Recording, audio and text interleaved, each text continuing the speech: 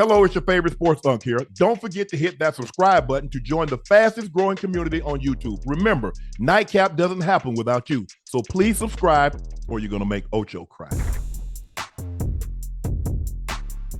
Yeah. Ocho, before we get into our first topic, something happened yesterday and you wanted an opportunity to respond, so the floor is yours. Oh, absolutely. Listen, Cam has some stuff to say, and I had to think about it, and I had to listen to it and think about some stuff that was brought up from 2 years ago where I said, Cam, you my mans, and I'm coming for your spot. Now, I'm not sure how that's taken as hate when all you have to do is understand that I'm saying I'm coming for your spot because I see you as the standard that is setting the bar in that specific space. Mm-hmm. So you took that as an insult, which is weird to me. I'm not sure how you can do that. But if you check the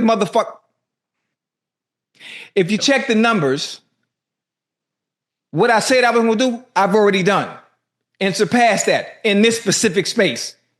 Now,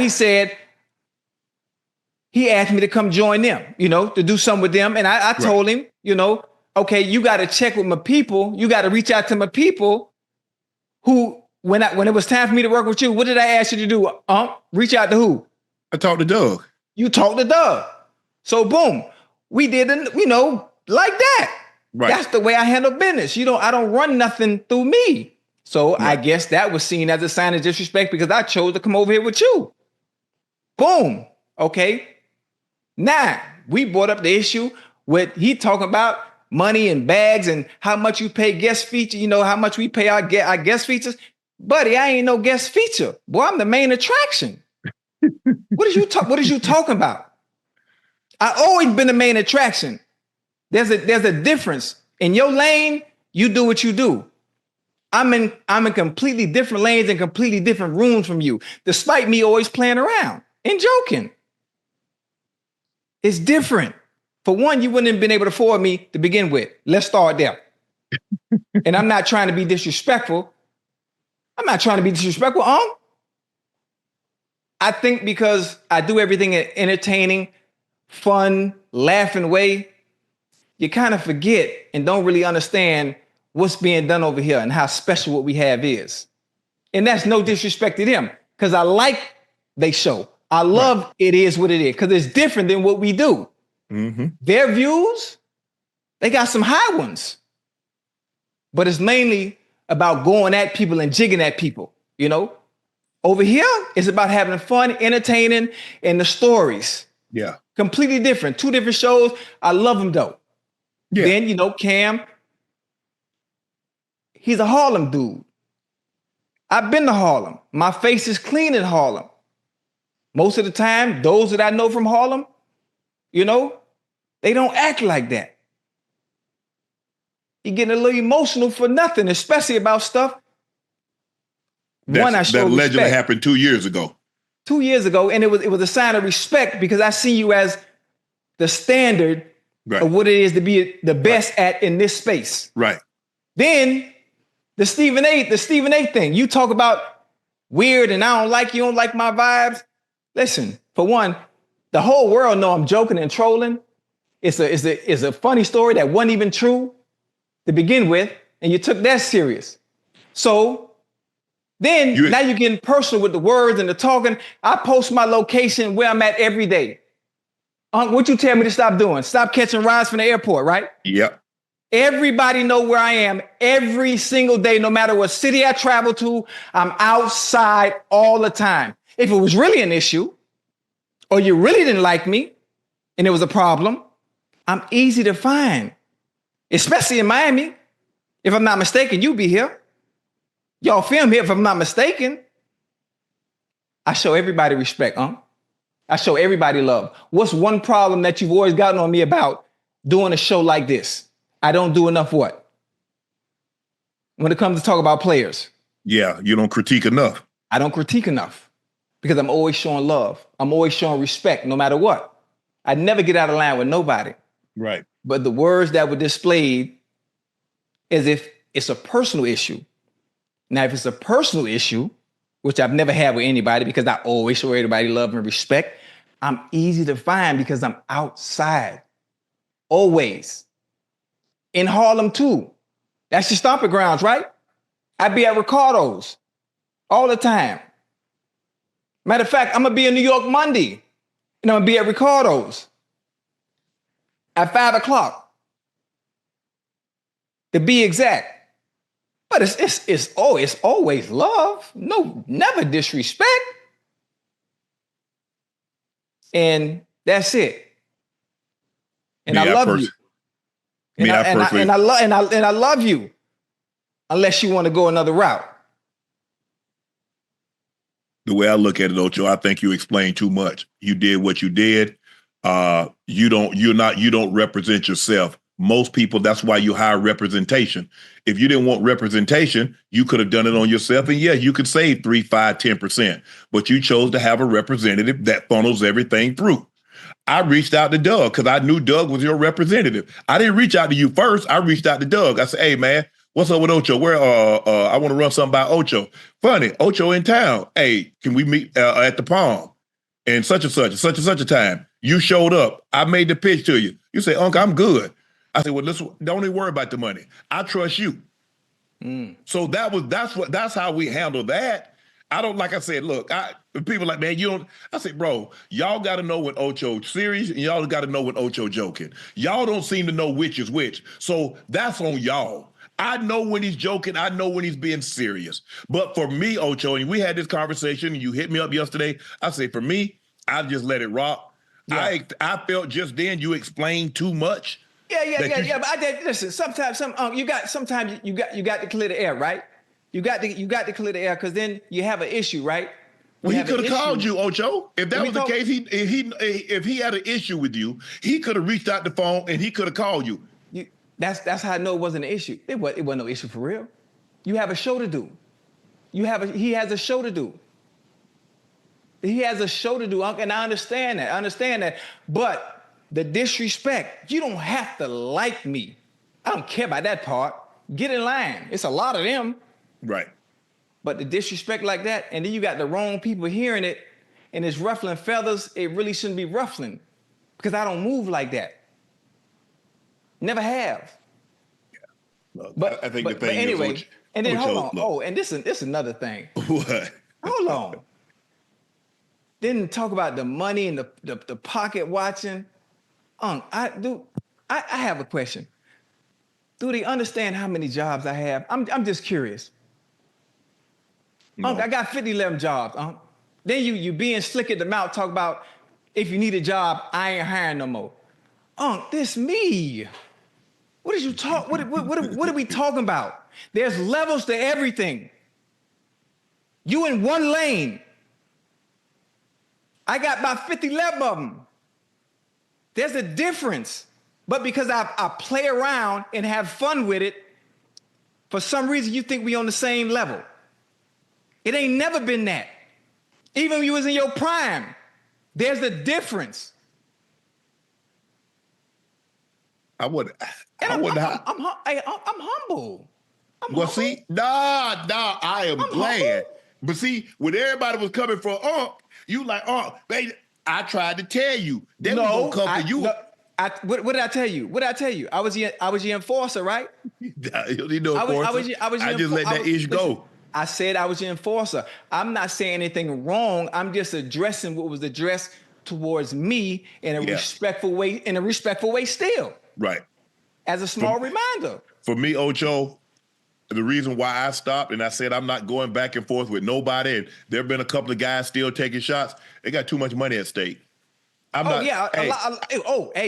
Say it again one more time. We got too much money at stake. Too much money at stake. And as Master P and Gilly say, if you ain't careful, they'll trick you out your spot. They're not finna get me out this spot. No, that ain't even happen because that ain't gonna happen. So I wish, whatever issue y'all may or may not have, I don't know anything about this. All I know is that Ocho, you and I, we do Nightcap, we do what we do, and we keep it moving. We don't talk about anybody else on their podcast. No matter what they say about us, no matter what they do, whatever their numbers are, whatever their views, whatever their downloads, whatever advertiser or sponsorship they have, Congratulations. Because what I know, 80% of the money that's in circulation was printed in 2020 moving forward. So guess what? If the government runs out of money, they'll print more. There's enough for everybody that chooses to do this. Yeah. Nightcap, all the smoke, the pivot, it is what it is. Whomever, podcast P, whomever have a podcast, there ain't no reason for us to be beefing. Joe Rogan ain't beefing with Call Her Daddy. They're not beefing with Caleb. They're not beefing with Theo Vaughn. I don't know why we got issues. I know. Listen, we don't have no issues, but I'm saying, why we got to address it? Listen, you listen. This is what you call you. Wait, listen to me. This is what you got. This is what you got to do. You know, if somebody says something, then it's our right to respond. It is. Listen to me. Let me finish now. In a respectful way. In a respectful way, there's a misunderstanding. Because for one, like I said, what was said in that tweet out 2 years ago, it was a sign of respect. Boy, I'm coming for your spot because I see you as that boy. You should have addressed it then. Why address it now?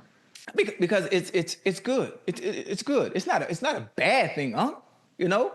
But again, I always show love and respect to everybody.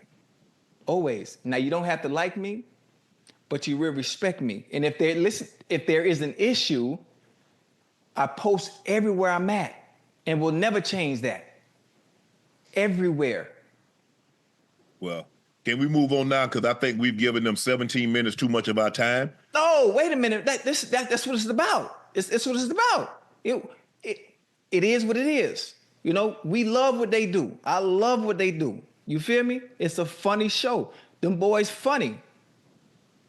You know, we got our own thing. We do our thing in our lane. Like you say, it's enough room for everybody. We ain't finna let nobody trick us out our spot. No, especially about that money. Because I got 50 kids to raise. And I got a goddamn new house I got to decorate. Now, where we at? We good? Huh? We good? We done with this topic. We done with this. Chat, don't jump in there and say, but did you see what he said? I don't care.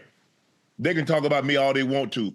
Hey, hopefully Ocho is done with this. They come to say, hey, he said what he said. Ocho responded. Hopefully we can move on. But for me, I ain't got no issue with nobody. I like I said, I refuse to go back and forth.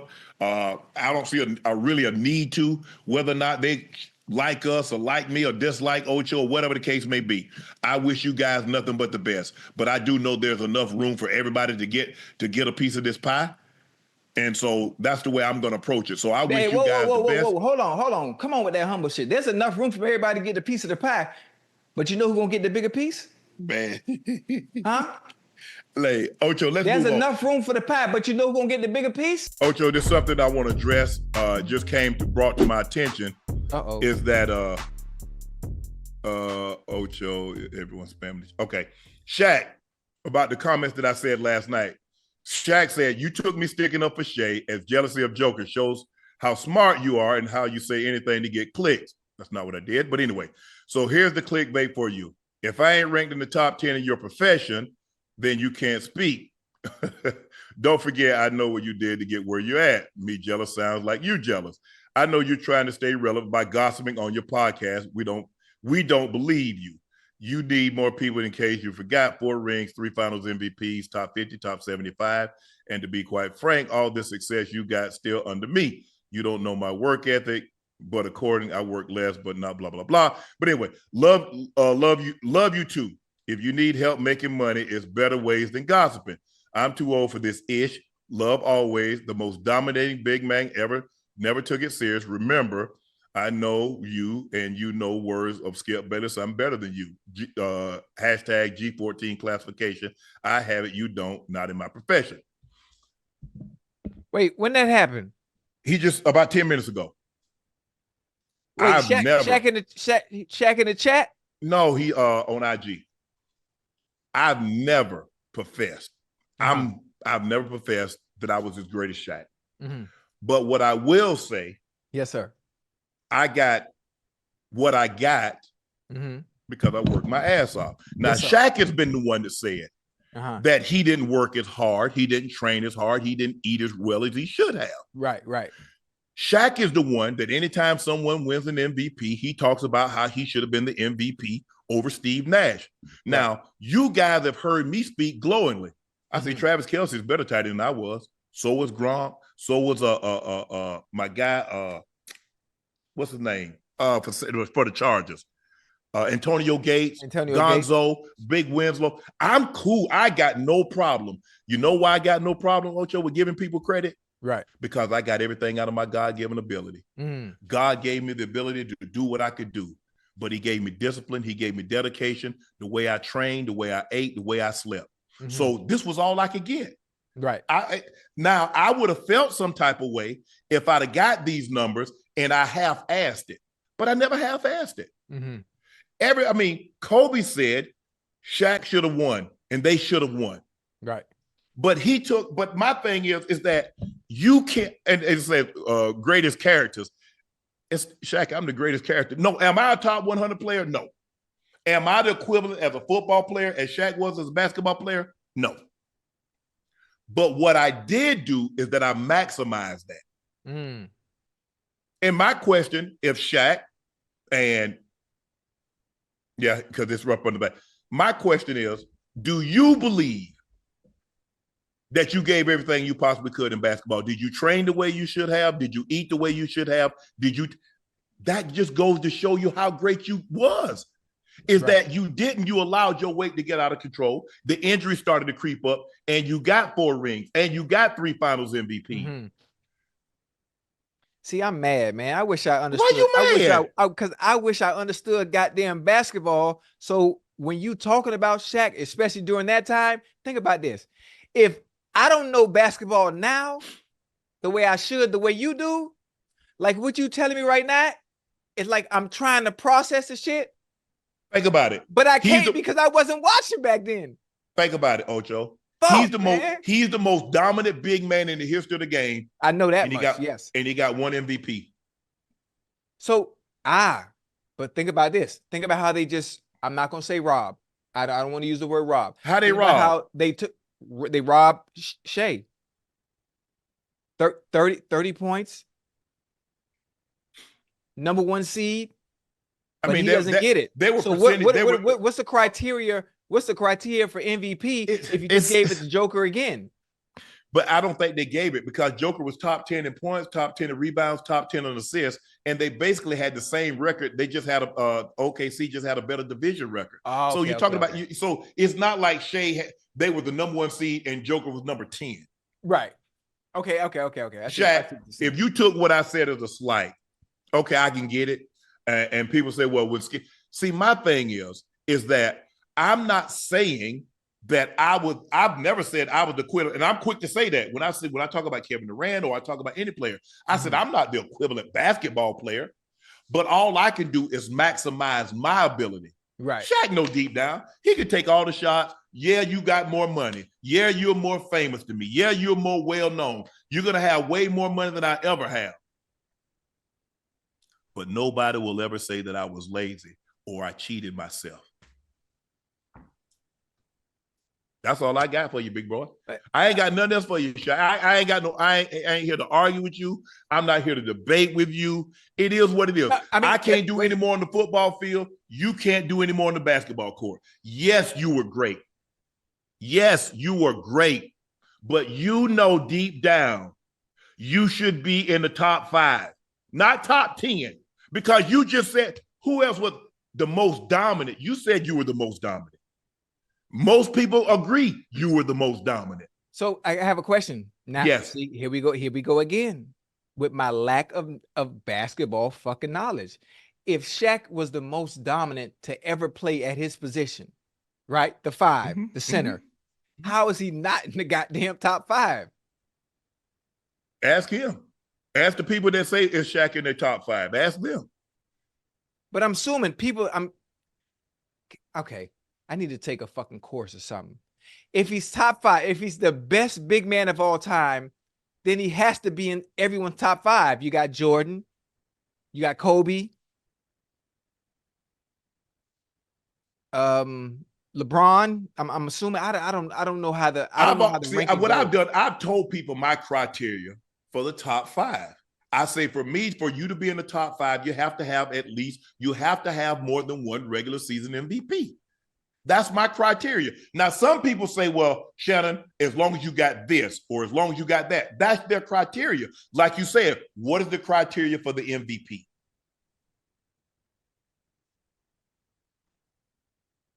Wait, I have a question. Mm-hmm. Why does the individual award matter to be included in the top 5 as something in general? He was the most dominant at that position. Why does the MVP matter though? You're the most dominant and you only won one MVP. So how dominant were you? I believe he's the most dominant. I do, because I watched him play. Now I didn't see Wilt.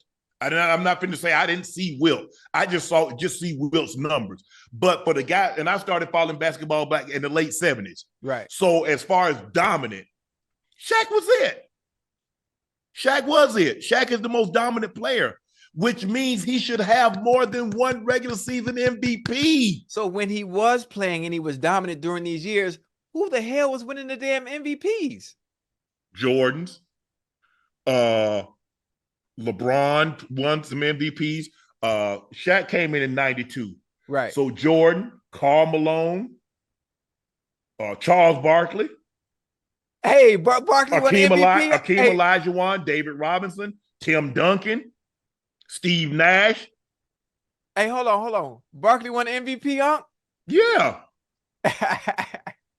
Hey, when I look at Charles. No. See, people laugh at Charles and all that. No. He could play some ball, huh? What? Hell yeah.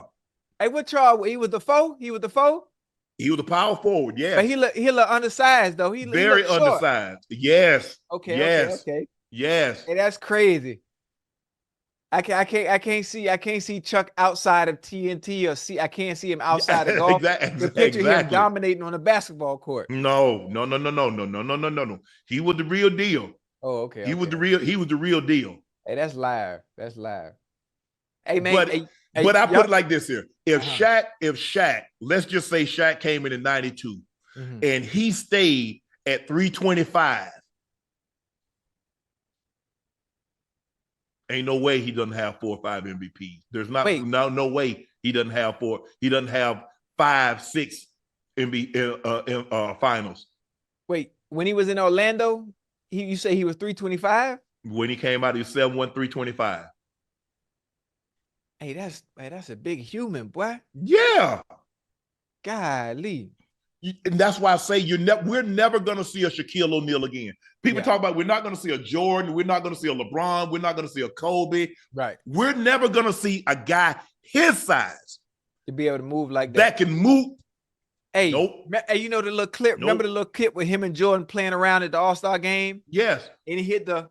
Hey, yeah, boy, buddy footwork, boy, Shaq footwork. Do you remember like that, boy? They used to have a show on. I forget the name of the show where Shaq would go play flag football and he did other sport activities. Right. Oh yeah, I remember that. Yeah, did you watch Shaq? You see Shaq run? Yeah. Nobody had that size. You're never gonna see a guy that size with that kind of athleticism. You're not. But maybe this is my opinion. I believe had Shaq taken it as serious as Kobe, as serious as Jordan, as serious as LeBron. Right.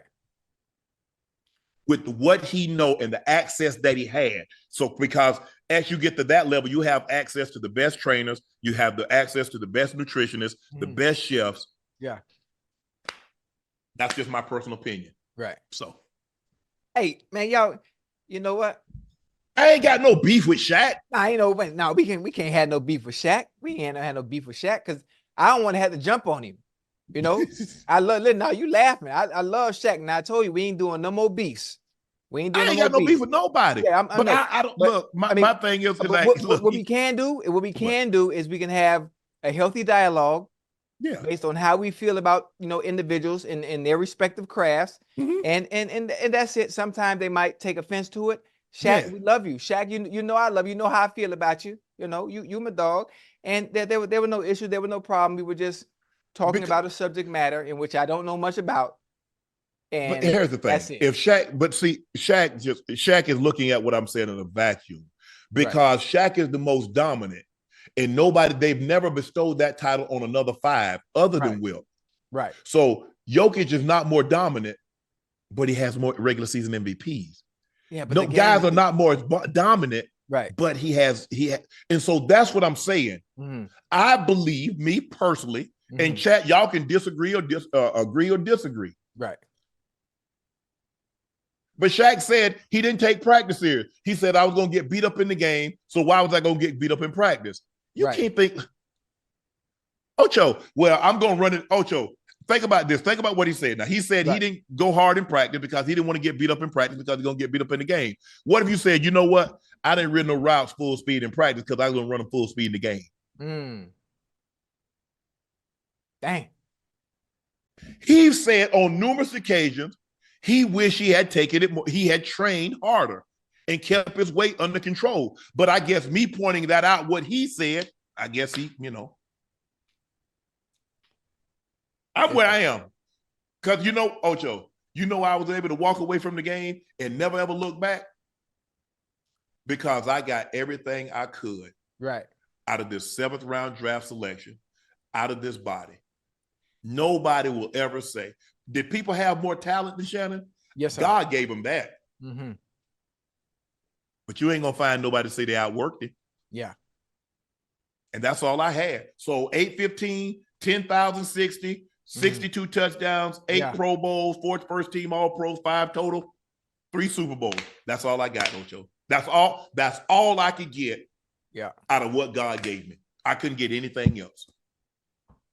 I like and by my podcast is what it is. Yeah. Some people like it, some people don't. Right. More people like it than don't. Yeah. The numbers speak for itself. Mm-hmm. So I wish you the best on your podcast and your platform, but I ain't got nothing. I ain't here to bash Shaq or go back and forth with Shaq. Nah. We ain't gonna do that. We ain't gonna do that. But what we can do is we can have a Nightcap versus TNT Royal Rumble. Like if them boys want smoke, we can get it on. Huh? Like, listen, you get Shaq, I hit Kenny, and I push Kenny over. Oh yeah. And me and Chuck, we'll go. Me and Chuck, we can go toe to toe. Shoot, Nightcap versus TNT. I'm ready. It don't make me none, and we could be friends right after and go eat. Look, it is what it. Look, man, it is what it is. I mean, look, and here's the thing, and this we're all wired like this, Ocho. We really are. All of us. We really are. Mm-hmm. Somebody can say 1,000 times, Shannon's great. But it's the one time that they say I'm not. Is that do you fixate on? Right. How many times have I lauded Shaq? But it's the one time what he fixate on. And that's okay. That's okay.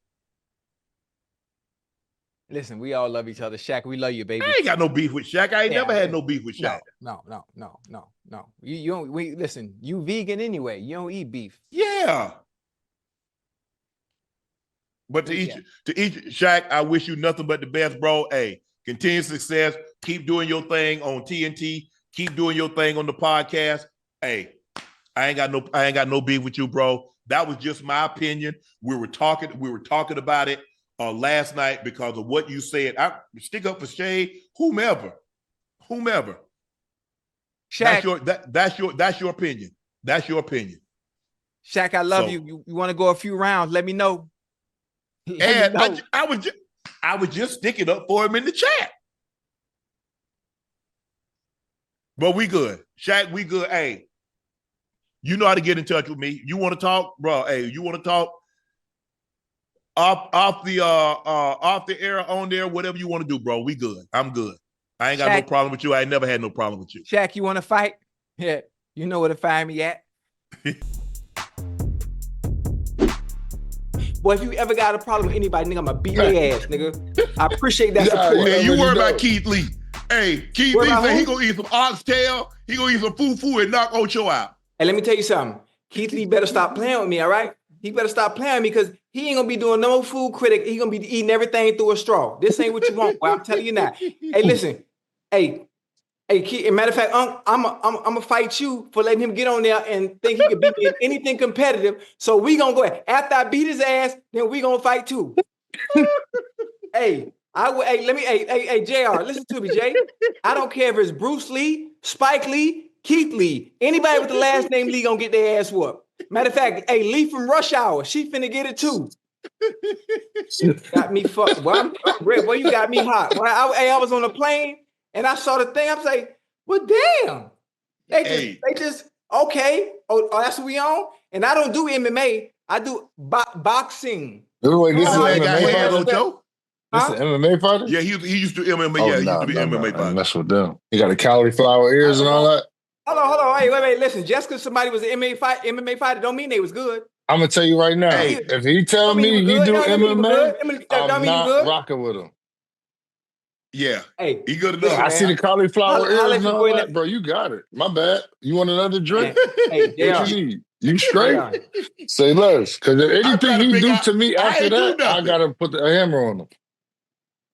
Hey, that's what? Hey, I done got too big to tussle. Yeah. Oh, well, that's too bad. That's too bad. That's too bad. Because we gonna tussle for the simple fact that you even let him say Chad, or you let him say Ocho. The word ocean even came out his mouth, and you should have. Hey, you ain't finna talk about my co-host like that. I tell you, Ocho, you grab me, you gonna say ow. And you gonna say Ocho, you gonna say what I done now. Hey, tell Keith Lee set that shit up, man. Set that shit up. How we set it up? Boxing. I don't use my you don't activate your feet. Boxing. Hey, that man. Hey, he said his hands updated. Who? And they act. Yeah, he said they registered in 13 I hope states. So. Mine registered too. Hey, only one of us been on pay-per-view. I can tell you that. Hey, man, leave that man alone, Ocho. Nah, hell no. You all got me fucked up. Nigga, we finna fight now. Matter of fact, if I see you if I catch you at a restaurant in Miami, I'ma swing on you. LeBron 3 with 8:55 left in the third quarter was his 2,451st career 3, breaking the tie with Kyle Korver for number 7 all time. You talk about the guy that's number 1 in points, top 5 in assists, up there in steals, up there in the top 10 in 3-point shots and 3-point field goals made. I mean, what do we say? And it's like we expect the man to play like LeBron to play until he's 50. They still expect him to put up the numbers like he did when he was 30. That's just let you know how great he is. When you have the same level of expectation for someone, you don't have the same level of think about it.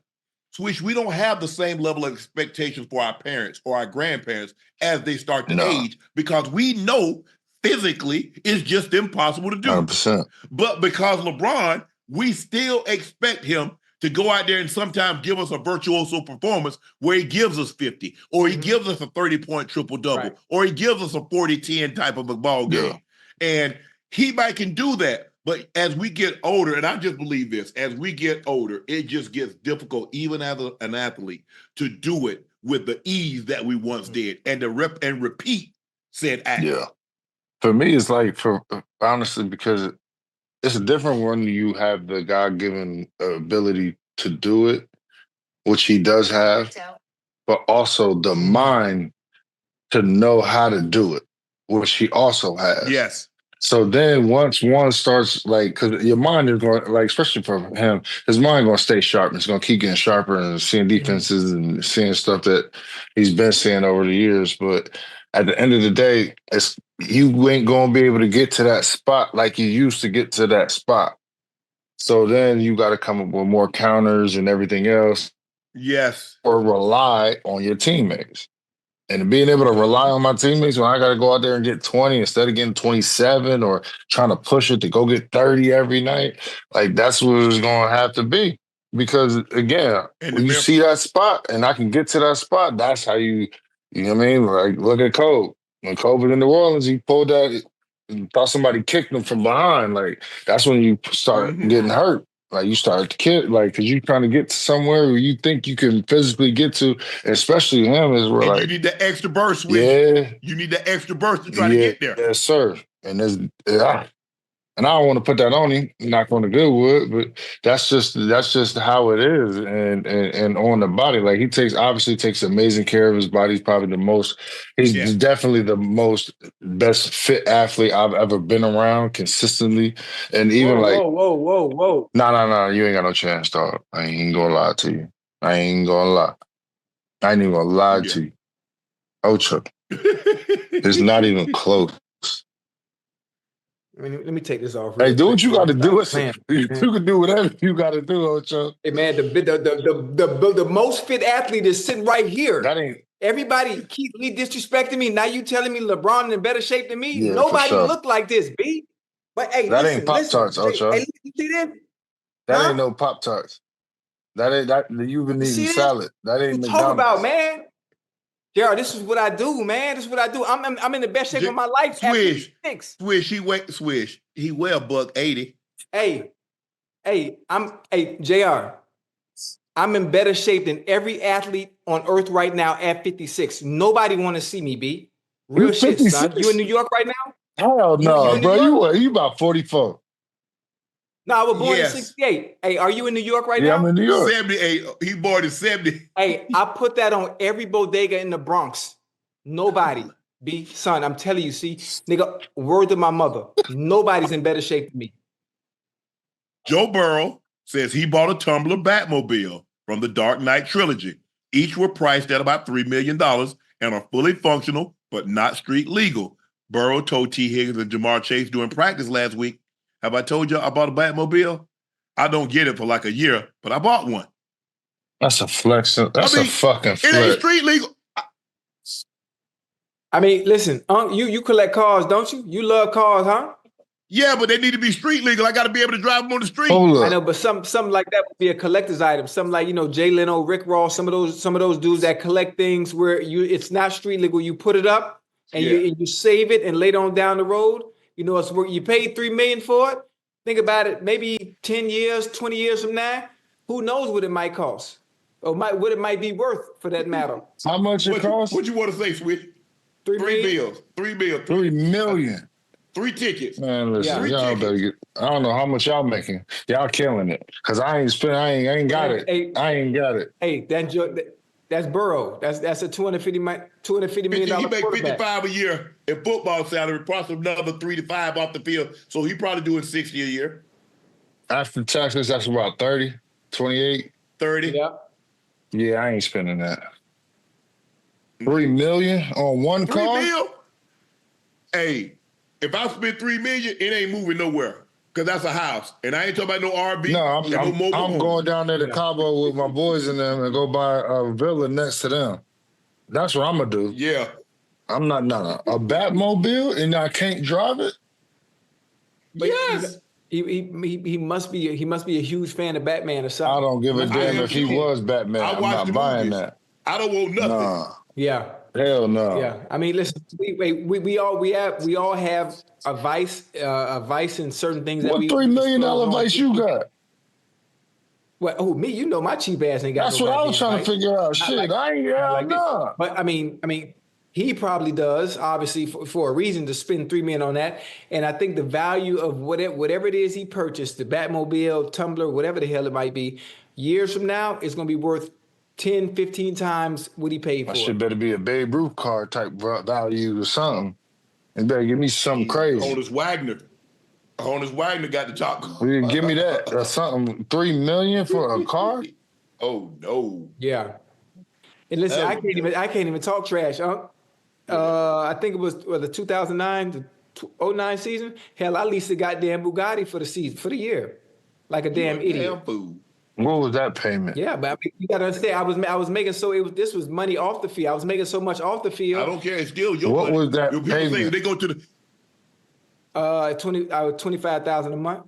A month? Oh hell no. Yeah. Never. And you know how I know how much. You know how I remember how much it was. Matter of fact, people in the chat, if you could do me a favor, you know how JR, you know how people get in trouble with their old tweets, like when they become famous or something, and people go search at their old tweets. We were playing Philly in the preseason, and I tweeted in the middle of the game on the sideline after I got hit. I literally on the sideline, I got hit, came to the sideline and tweeted, "I'm okay, y'all." The NFL fined me $25,000 for tweeting in the middle of a game.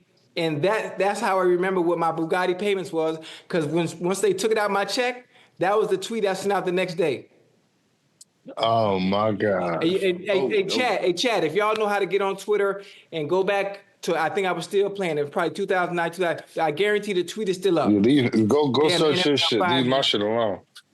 But bruh, Hey, 25,000 for they fined me 50,000 for untying the motherfucking shoes, dog. Hey, that was funny. I remember that too. Hey, that was funny. I gotta be making some serious bread. I gotta be having some serious bread. But I don't really like I said, like a car like that, man. And now you got a tire cost $22,000, an oil change. I'm buying a jet, dog. I'm buying a jet. The upkeep, because it's really not the car, it's the upkeep. Yeah. You know that. It's just like anything. You buy a big ass house.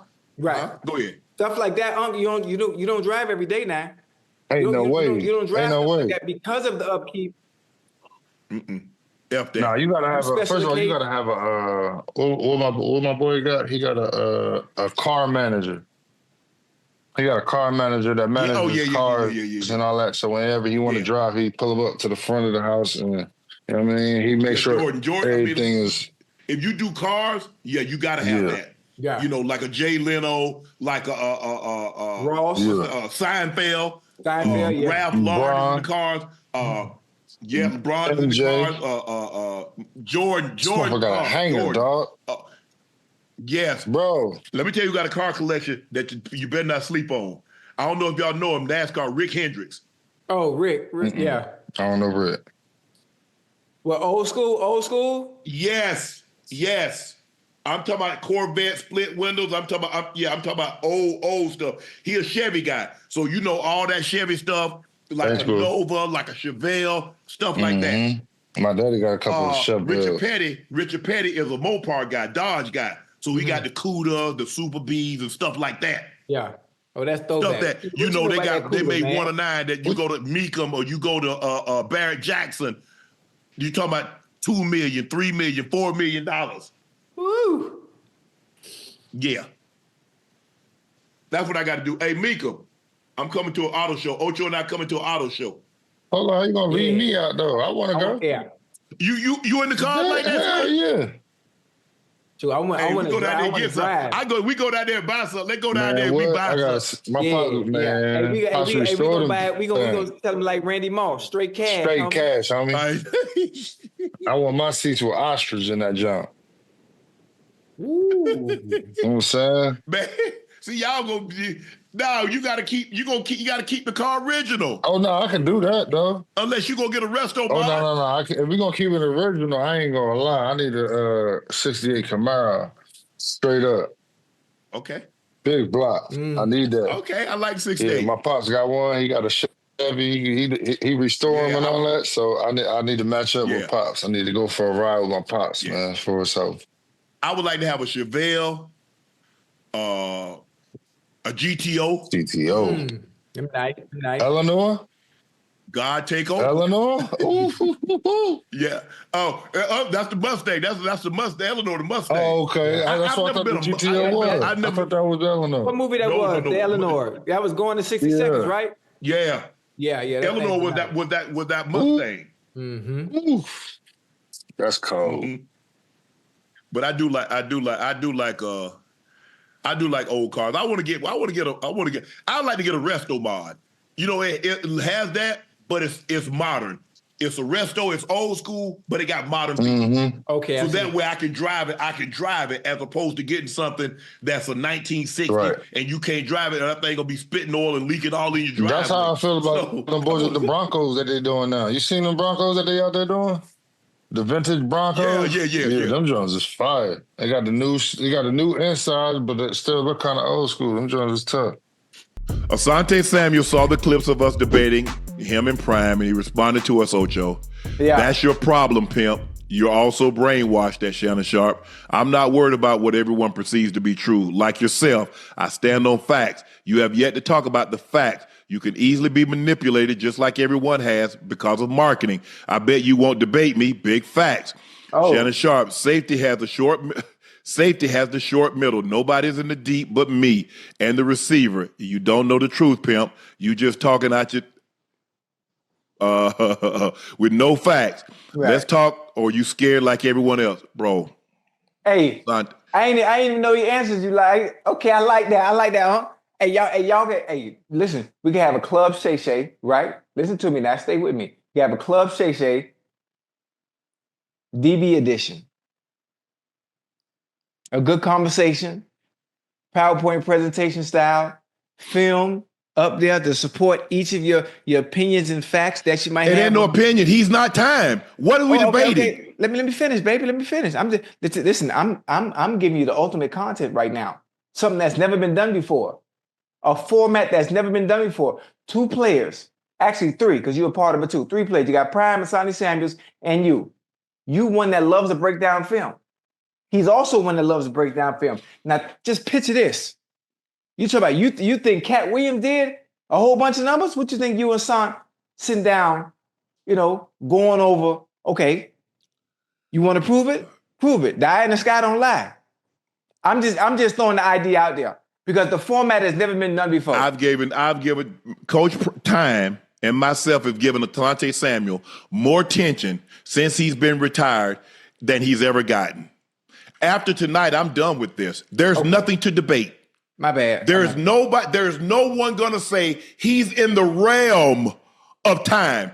He's in the realm of Darrelle Revis. He's in the realm of Rod Woodson or a Charles Woodson or a Darryl Green or a Mel Blount. He's not. I don't give a damn what he says about the film. He played more. Look, bro, you had an unbelievable career. Congratulations. You're just not time. You're not time. You're not Revis. Hold on. Find out, did he make an all-decade team? Because Time made all-decade, and he's one of the 100 greatest players of all time. Let's see his resume. Let's see his body of work. I complimented him. I said, Time don't believe in wasted motion. The T-step worked well for Asante. I gave him a compliment. Let's see his resume.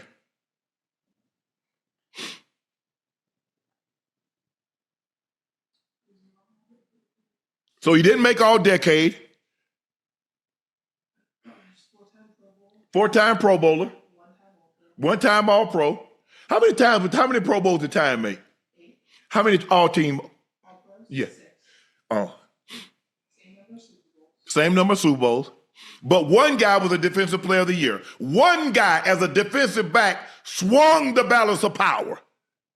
How many DBs can say swung the balance of power? He go to one team to keep the other team from going. He goes to the other team and keep that team from going. Bruh, you had an unbelievable career. You went to a Pro Bowl, you're an All-Pro. You're not Time. And that's not a knock. It's okay. It's okay. But I don't know why you getting mad at me.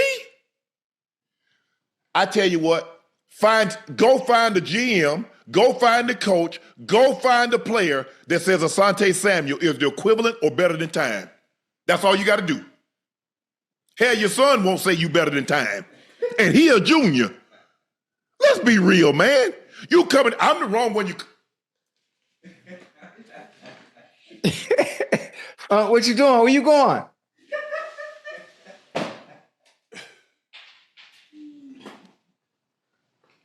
I got that.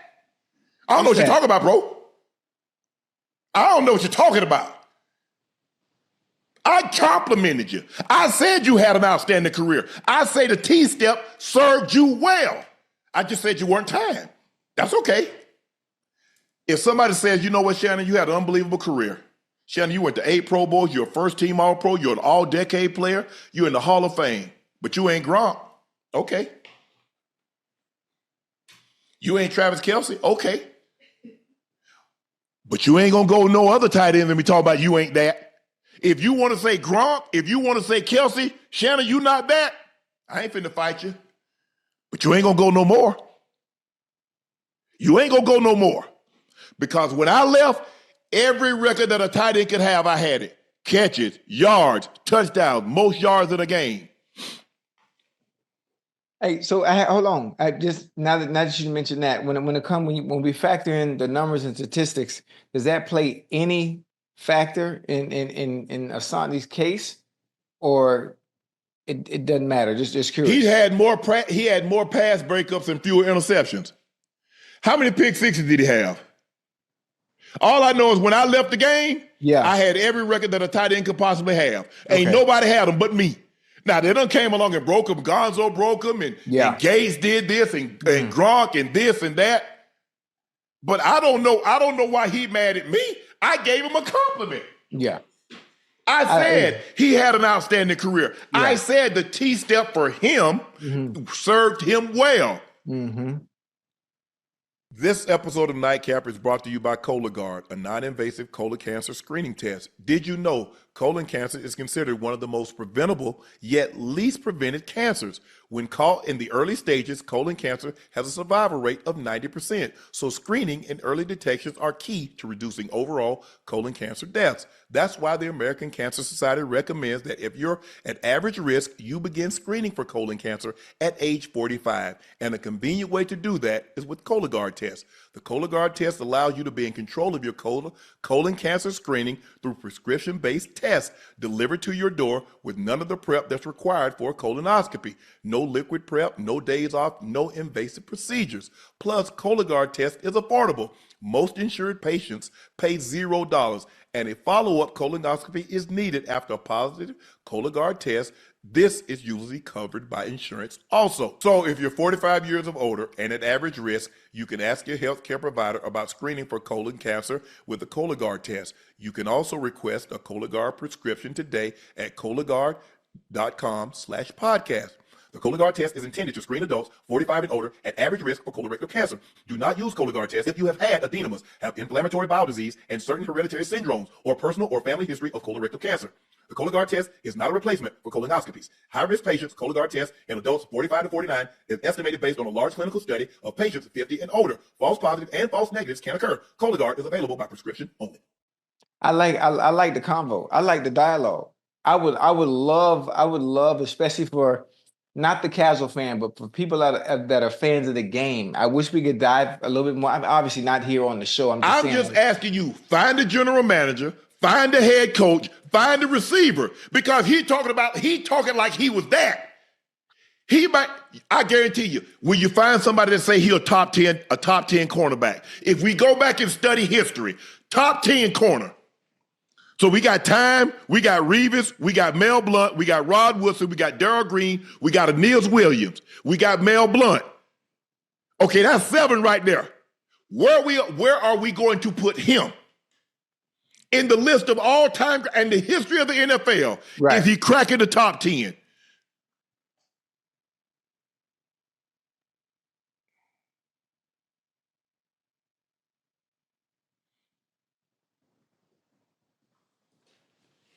That's your homeboy. He from Florida. I want you to tell me. You tell me.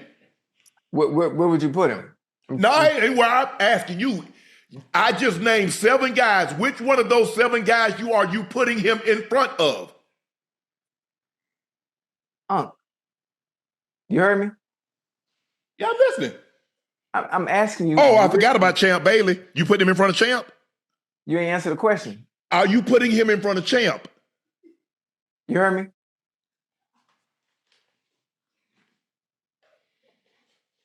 I'm listening, yeah. Where would you put him? Where would you rate him? I asked you. No, I asked you the questions. Yes. No, I'm asking you. Where do you rank him? Based on what I'm asking this man. I just asked this man a simple question. I gave him 7, 8 names. He talking about where would I rank him? I ask you. Yeah, because go ahead. Listen, Ocho, I get it. Hey, you're going to probably bump into him. Hold on. But at some point in time. Hey, hold on. It don't matter who I bump into. Okay, well, you got it in front of the guys that I mentioned. But he addressed you. Why are you asking me the question? He addressed you, so I'm asking you, where do you rank him? I already done said it. Are you putting, he's not in front of Time. He's not in front of Revis. He's not in front of Rod Woodson. He's not in front of Charles Woodson. He's not in front of Mel Blount. He's not in front of Niels Williams. He's not in front of a Champ Bailey. That's 7. Okay. That's 7 guys. Okay, now who is he in front of? Is he top 10 all time in the history? Dick Night Train Lane, Emil Tunnel. Is he in?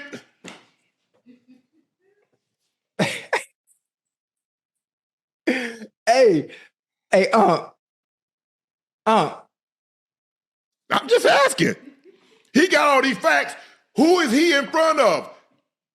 I tell you what. Who is he in front of the list that I just named? And you name all time, like all time. He talking like he all time great. That's the problem. Nobody got a problem with him saying he's not good. You talking about all time great. The guy that I list, he's at the front of the line. Time it. Mel Blount, Defensive Player of the Year. Charles Woodson, Defensive Player of the Year. Rod Woodson, Defensive Player of the Year. There have been a lot of guys. But number 2-1 is at the front of the line. Yeah. He talking like he in that group. Look, we go into a room. In the Hall of Fame, okay. We go into a room, we all into a room, but there are certain guys at certain tables. We in the room, but we not at that table.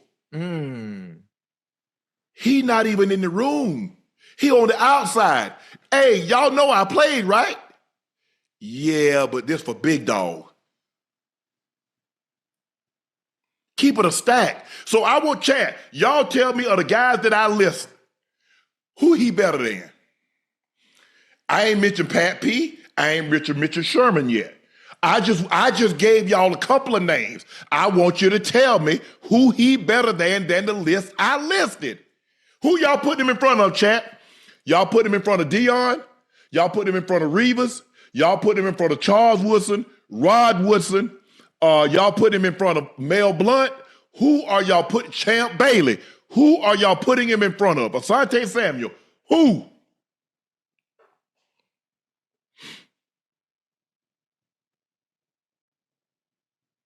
Hold on, I'm trying to see what the chat talking about. No, I want you to see what the chat talking about. You played against him. What you talking about? You played against Charles Woodson. You played against Pat P. You played against Sherm. Who are you putting him in front of? I ain't play against Sherm, but I did my thing everywhere I went. You hear me? It was like Halloween. If I knock on the door, I'm coming to get some candy. I'm asking you a simple question. Of the guys that were mentioned, who is he in front of?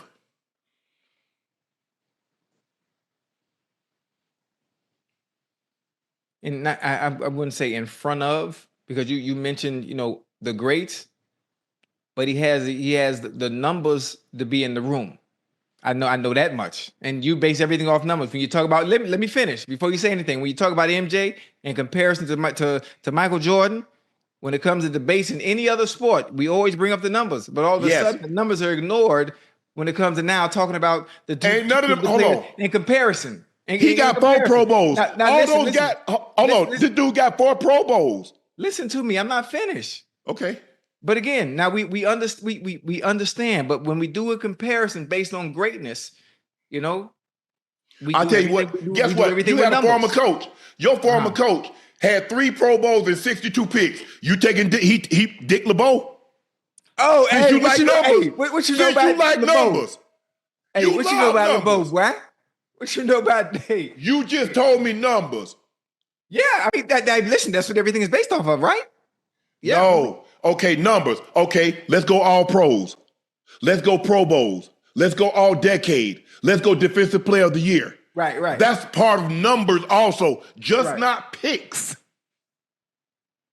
Okay. I look at it like this. If you get 6 picks and you give up 8 touchdowns, what have you done? Okay, I see what you're doing. I thought the job of a corner is to take away more than you give up. Mm-hmm. That's a great combo. I'm just waiting on this man to tell me who is he better than the list I named. Now we're gonna have, guess what? Let's have the conversation. Hopefully, Lord spare both of our lives, we're able to have a conversation another 10 to 15 years. We will. Now, I'm gonna need to see a gold jacket on his back. Because all the guys that I mentioned, now, hey, Jalen Ramsey's gonna be coming up. Richard Sherman's gonna be coming up. Pat P's gonna be coming up. You see, what he's trying to do, it's all about marketing. Bro, you played on the Patriots. Ty Law played on the Patriots. Ty Law got a red jacket and a gold jacket. So don't do that bull job about marketing. Who was on TV more than the Patriots, Ocho? Oh, during that 20-year During that time, who? Yeah. So now it's marketing. Time ain't no marketing, bro. Yeah, he marketed himself to know how to parlay that, but that man on the field, you better go check them tapes. Either you can or you can't. That's a great conversation, boy. That's a good one now. Willie Brown, Mike Haynes. Mike Haynes got 9 Pro Bowls. You better go check. That's a great combo. Well, let me grab me a water. Asante, go ahead, bro. Asante, you had a great career, bro. You a good player. You just said, all I said, you weren't time. And you had to get personal.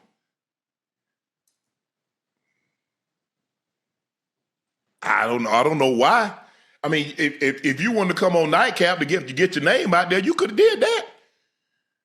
Hey, listen. That is a great combo, boy. You hear me? It's a great combo. What's a great combo? This one? I like this. I just obviously it's not me as the individual, but I'm just saying that's why. In his prime, is he better than Stephon Gilmore? I mean, at some point, hey, Chad, don't y'all want Ocho to chime in instead of just talking about this is a great combo? He ain't saying nothing about the man. The man I'm listening to you. You telling me. This is Nightcap, Unc and Ocho. We don't listen to each other. We go back and forth. I've been chiming in all No, you ain't saying nothing. I'm listening to you. Now listen, you see what he said, Chad? He listened to me. He addressed Shannon Sharpe. He sent a long message to Shannon Sharpe. So I'm just listening to what you have to say. Hold on. Where did he address Shannon Sharpe? What was Shannon Sharpe speaking on? On what? On him? On Nightcap. Nightcap, Unc and Ocho. Right. So is your job to answer back? I get it. Chat, y'all see, Ocho don't want to chime in. He from Florida. Ocho might bump into him. Y'all know me. I don't give a damn. I mean, what is bumping in have to do anything? See, here's the problem. Here's the thing with Shannon Sharpe. Whatever Shannon Sharpe say on Nightcap, Shannon Sharpe, if he bumped into said player, Shannon Sharpe is man enough to stand on that. Bro, you not time. You not Charles Woodson. You not Rod Woodson. You not Darrell Reeves. You not Mel Blunt. You not Mike Haynes. You not Darryl Green. You not. Facts. Now, of the 10 guys that I named, find the coach, find the receiver that say Asante Samuel is better than any of those guys.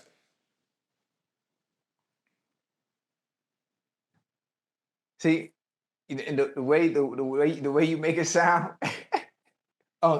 see you being mean. How am I being? Ocho. Ocho. You being? You said, you hear how you make it sound? You make it sound like Buddy was trash or something. I didn't say he was trash. I'm just saying the way you talking, like you acting like we just sitting here talking about some old bum. I'm just curious. Ocho. Who can I say? Yeah, I mean, and listen, I played the game. Listen, I played the game, right? Hold on, wait, stay with me real quick. I played the game on the other side of the ball, so I know. I played against Prime. I played against Zon. I have an understanding of both and how good they were at what they, great as Prime was and how good Zon was. So it's hard for me to sit here and say, the way you doing it, when I saw it with my own eyes. I understand how great Prime is, but then I know what that young bull was doing as well when he was playing. All I said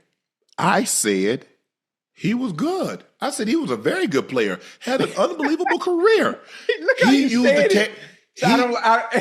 He used the technique.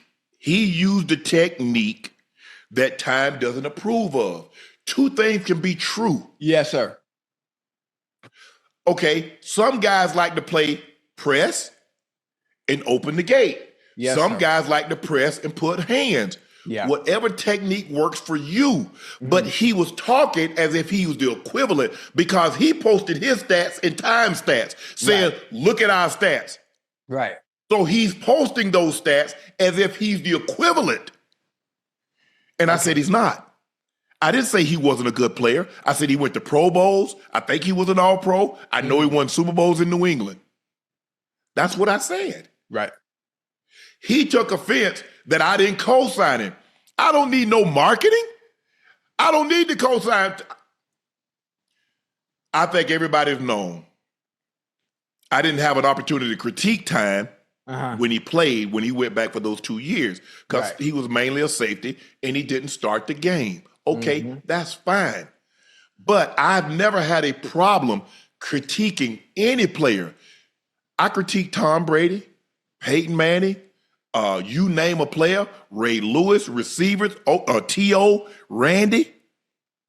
I've never had a problem critiquing because I'm basing it on my not intimate knowledge of the game and film study. When I was at CBS, I would watch film. How many times when I was at CBS or Fox, when you ever heard a guy talk about Shannon Sharpe, don't know what the hell he talking about? No, that ain't gonna happen. See what y'all trying to do. Well, you doing this. That's not what I said.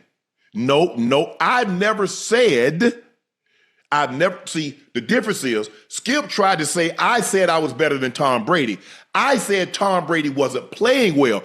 Why would I, as a tight end, compare myself to a quarterback? Okay, right. I would need to compare myself to Gronk, to Kelsey, or a tight end. That's the only way you can get an equivalent. I said, Yeah. Asante had a great career. Pro Bowls, Super Bowls. Now, guy, like I said, you want to say, Shannon, you ain't Trav, you ain't Gronk. Right. Yeah, you right. You gotta live with that. You right, you got me. Right. You got me. But I'm just confused. Hey. But look, bro, I gave you 15 minutes of fame. Fame that you never would have got had you not mentioned me or time.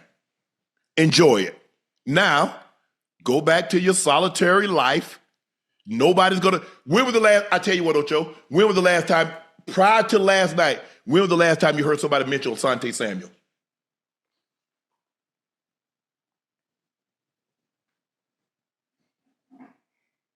Take your time. I'm gonna go get me some water. Take your time. Hey, Chad, y'all keep Ocho interested. Hey, anyway, Chad, we back. Unc is a little upset. He's a little upset.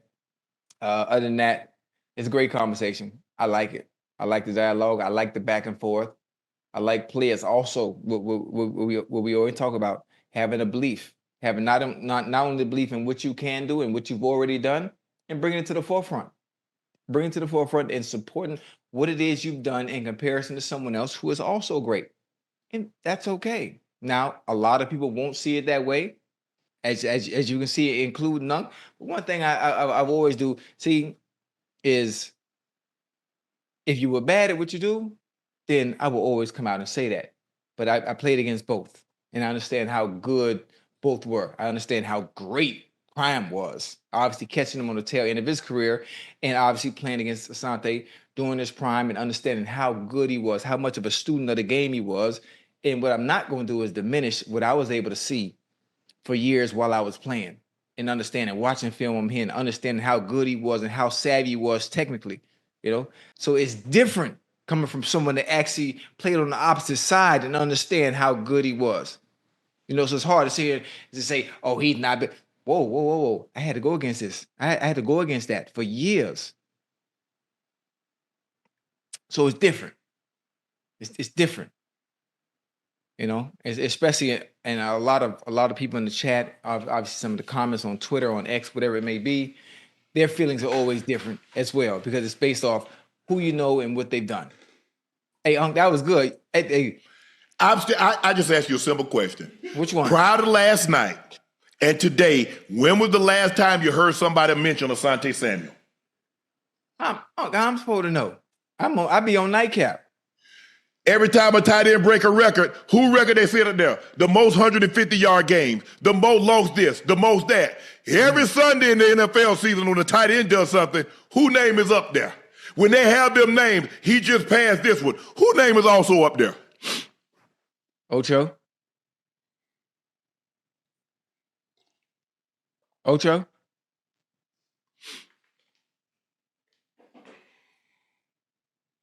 Don't worry about Ocho. Hey, Chad, all I try to do, try to go back and forth, but Ocho, Ocho's like, hey. We did go back and forth. That was a good one though. I know you laughing. I'm saying I'm for real. That was a good one. I don't. That was a good one. Ocho, while we were away, there's some people that had some words for you. For me? Chris Carter had some words for Ocho last week. He said were points. Oh, yep. He said there were points in Chad's career that you had to go out there and tell him what to do because he couldn't get open to save his life. He couldn't get open against average guys. Chad Johnson scored double-digit touchdowns one time in his 11 years. I think I scored double-digit touchdowns 6 times. Scoring the football is the number one play as a receiver. No, I was not a burner. I ran 4.6, 4.65, but can do it every single day. Can do it for 4 quarters and consistent at it. Ocho? You know what that get? Child, please. What are we? I don't know. I'm just trying to figure out what. I have a question before you even go. What the hell does that matter?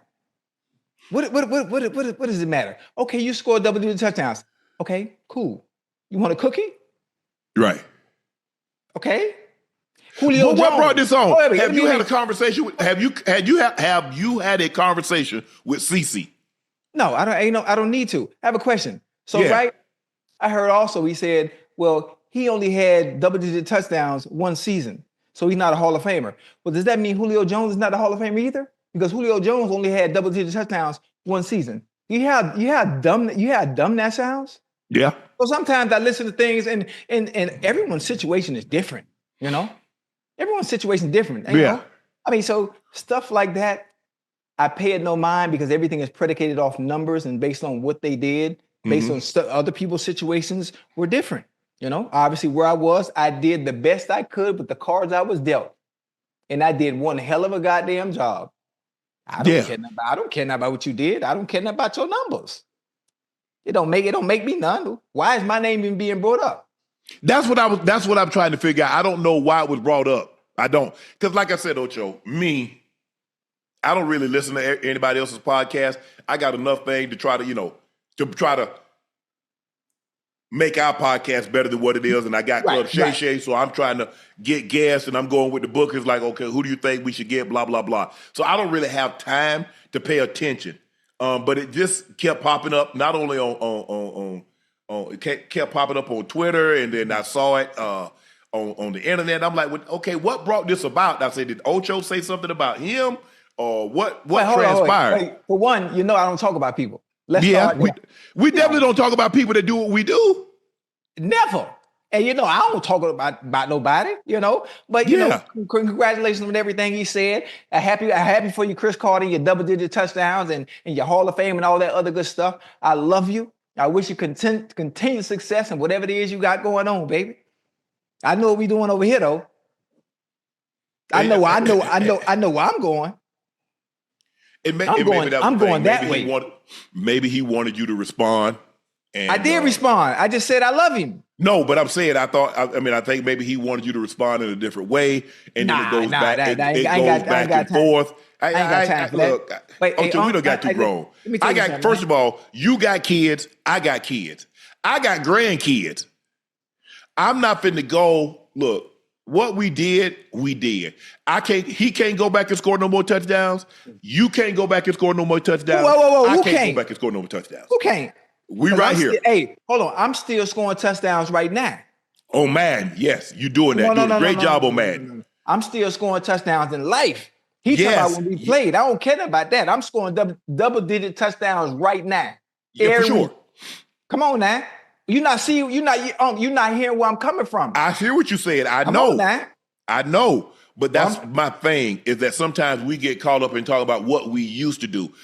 What you doing now? Talk to me. What you doing now? We were all great at once upon a time in our own right. Okay? You did what you did. I think CC played 16 seasons. Wait, how many he played? 16. How many I played? I don't know. Hell, you played. I think you played 11 or 12, didn't you? 11. How many? Hey, I played 11. He played 16. How many yards he got? Man, look here. I'm just asking. I'm trying to get a better understanding. How many yards he got? I don't. Ask, how many yards does CC have?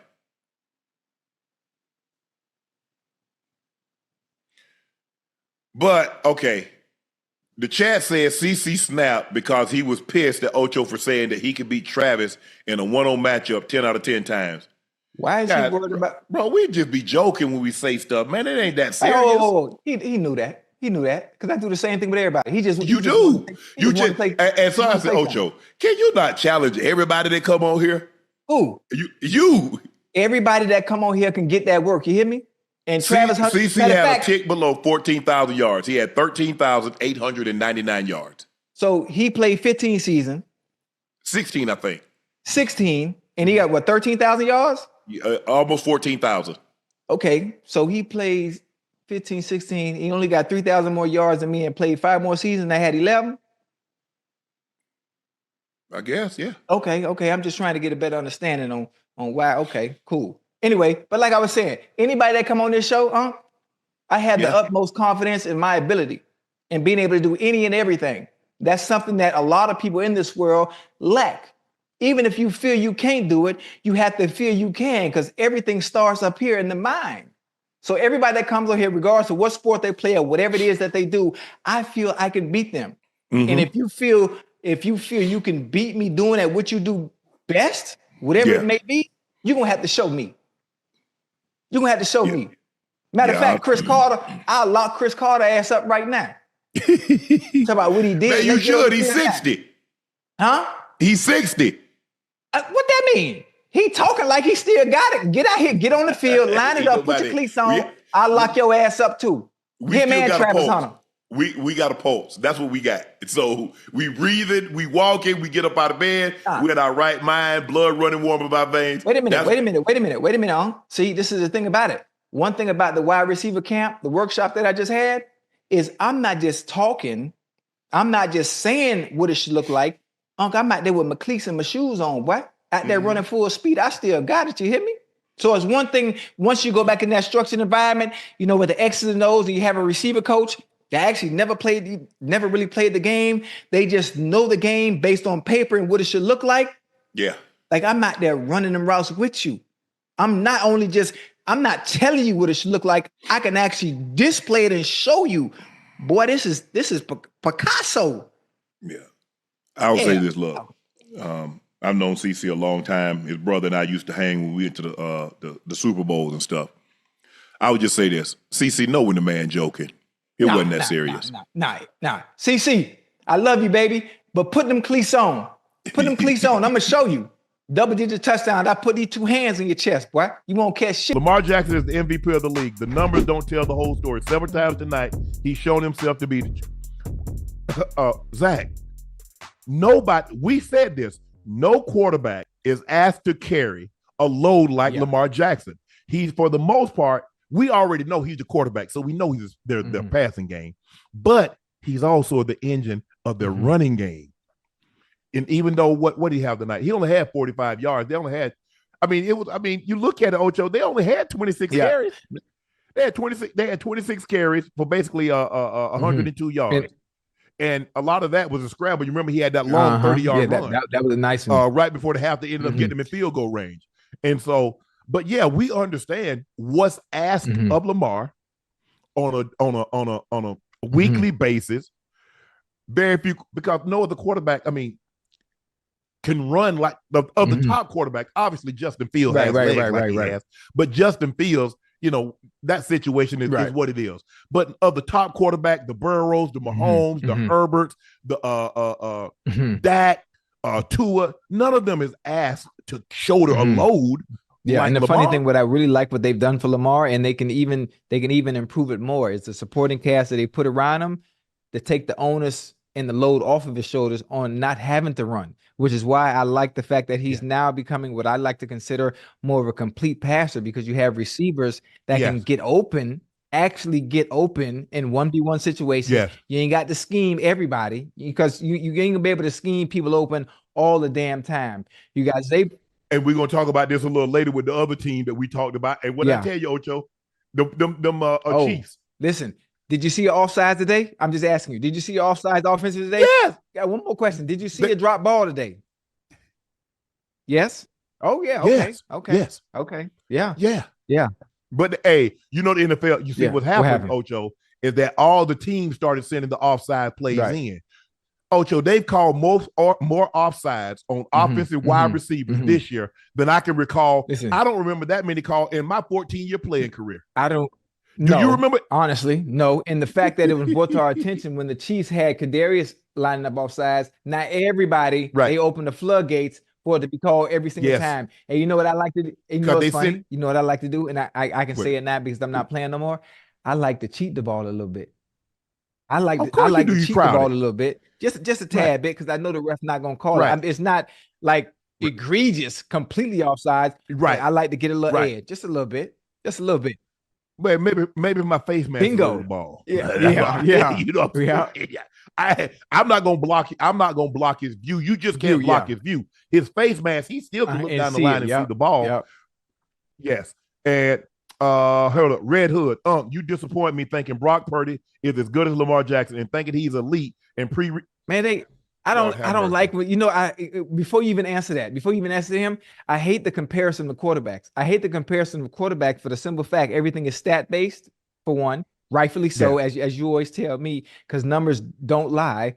But the skill sets are complete. They don't tell the whole story but the though. Skill sets between Brock Purdy and Lamar Jackson are completely different. Yes, completely different. Ocho, remember when they was having this early on when he beat the Cowboys? I was one of the only analysts that said Brock Purdy isn't elite. Right. Hey, they was on your head. They was on your head about that too. They was on your head. Yes. But here's the thing: they got a see. They don't want to listen to what I have to say. They just want to take snippets of he said this over here, he said that over there. I never said Brock Purdy was elite. As a matter of fact, I was one of the few that said he wasn't elite. Second of all, just because someone is playing good, that doesn't make them better. You can have a better year than a quarterback and not be a better player. What is so hard to understand about that, Ocho?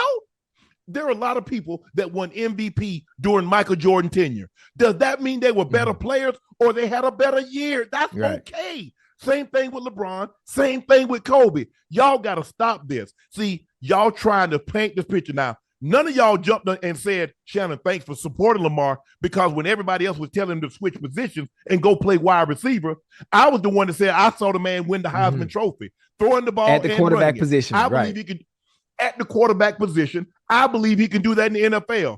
When he was for the MVP, I remember his first playoff game against the Chargers.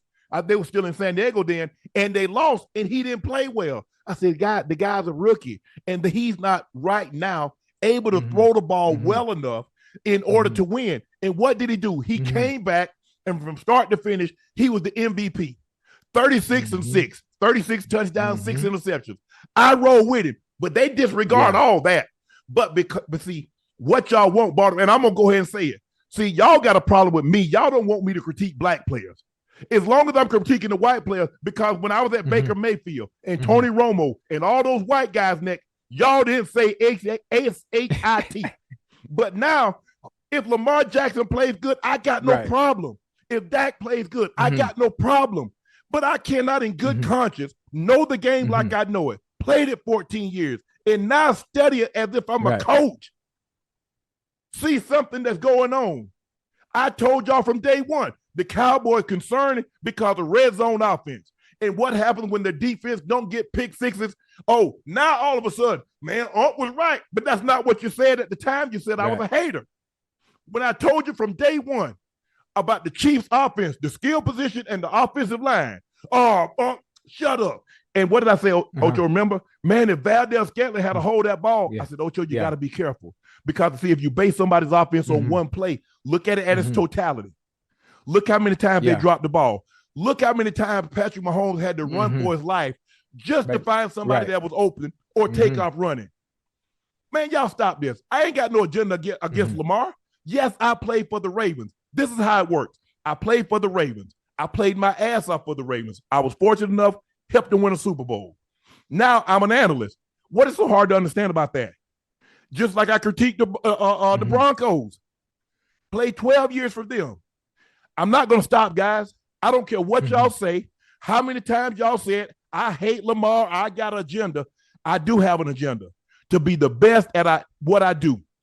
And none of y'all, nobody that's in this chat know more football and can break it down and analyze the game like I can. So y'all use y'all criteria to how y'all critique and grade players, and I'm going to use mine.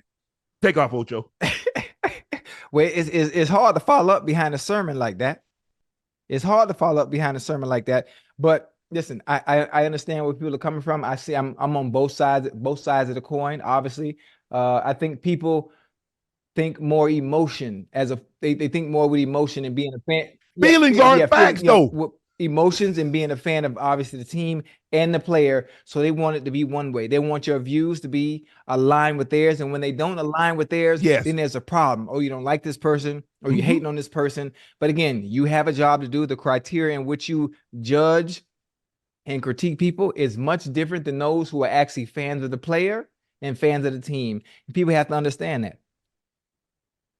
Yes. Marcus Holt said, calm down, Unc. Unc's a Raven fan.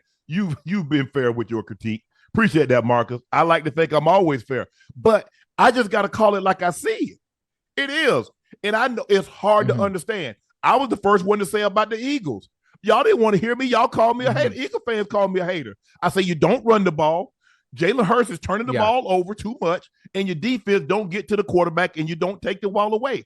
So if you give it away and you don't take it away, and you can't possess the ball to keep your defense off the field, you're going to be in trouble, and you're not going to look as powerful and as potent as you did last year.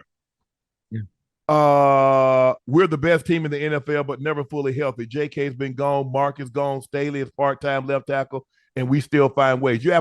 That's because of Harbaugh. That's because the Ravens don't make excuses. I mean, when I went there in 2000, you play like a Raven. It doesn't matter who's in the ball game. You play hard. And that's what John Harbaugh, I can honestly say, those guys are going to play hard. Think about the great players that's come and gone, from Jonathan Ogden to Ray Lewis, Suggs, Ed Reed. Doesn't matter. It doesn't matter who's in the lineup. It's what you have, the uniform that you have on. You have on that purple and black, or you have on that white and purple. Well, we know who we are. We know what we represent. The standard is the standard. You play to a level no matter who's in the game, no matter who you play. And that's why the Ravens have been able to find success no matter who's in the ball game. They don't always win. You're not going to win them all. But if you play hard and you play for the man next to you, you're not going to have a problem. We got to let Ocho have his moment. Ocho said he wanted his moment. Yep. Cam fired some shots at Ocho in his 60-second job. Let's take a listen to what Cam had to say. Press pause. Yeah. Press pause.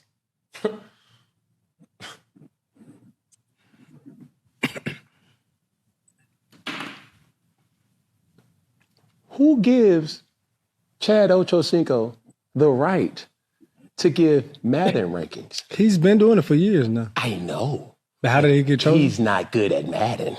Oh. Okay. Here we go. So is this a 1v1? Has anybody seen Chad Ochocinco play Madden? I know he's an avid gamer. I know he plays soccer. I don't give a man. Listen, man. He plays FIFA. Man, I ain't never seen Chad Ochocinco play. So is this our own 1v1? I don't even want to play it. Who's played? Like, bro, I'm big browser. You know what I'm saying? Shout out to Mario. See, that fire over folks' head. Like, bro, you just can't start and just play me. No, I'm looking down at y'all suckers. I'm looking down. You don't just get the right to play the great one. Are you serious? Do you know what these thumbs will do? Golden Thumb Productions. Golden Thumb Productions? Yeah. Are you serious? I've never seen Chad play. He's not in the field for real. He's not. He's just an analytical guy. Ooh. So I feel highly disrespected that EA hasn't reached out to me to really give ratings. Because you're in the field for real. For real. Okay. For real. And we tough. And trust and believe, man, we could put whatever on it. Ocho. Where you at, bro? Pick up the phone, baby. Hey. Ocho, the floor yours. Man, that ain't nothing but nonsense, man. He talking about he in the field. So basically, based on his logic, I can't give ratings because I'm not good at Madden. So let's say I'm great at football in general when I played it. You hear me? I hear you. I'm listening. One of the best all time. That's what that for gives me the credibility to give ratings. Now, I don't know nothing about Cam Newton in no field when it comes to no stick work. I've been gaming since 1984. I've been gaming since 84. And this stick work is the kind of stick work that Cam don't do. I didn't know he was a gamer. I didn't even know he played Madden. I didn't know. So obviously, is whoever he think he is on the game, I don't know about it. I never seen him at a competition. Like, you know about everybody. Yeah, everybody know I play the game. Everybody know I do that. See, Cam, this is the thing with Cam Newton. You see, Cam Newton plays Madden recreational. He plays games in general for recreational purposes. Like, I game as a way of life to pay my fucking bills. See, that's different. Yeah, big difference. I'm on some other shit. But if he want to play and we could put whatever on it, he talking spicy. We could put whatever you talking about on it. Okay, that's what's up. Yeah, and make it light on yourself. Cam, you looking for these type of problems? Man, Cam don't want no smoke, man. Hey, Cam can't beat me in nothing. Matter of fact, if I was the backup in Carolina, I would have took the motherfucking job.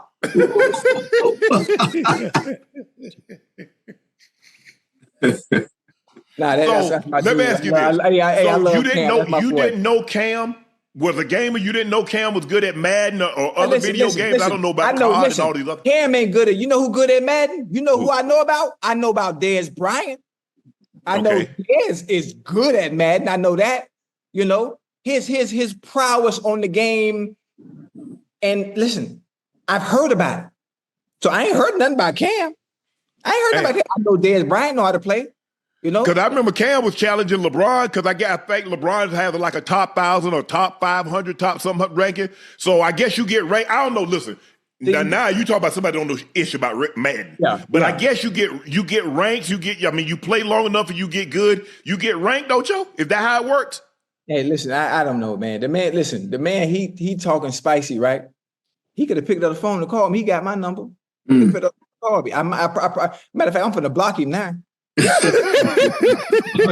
gonna block him now. You coming at a true gamer. You know this. Is what I really do. You do it for fun. I do it as a way of life. We different. We ain't even the same lane when we talk about gaming, man.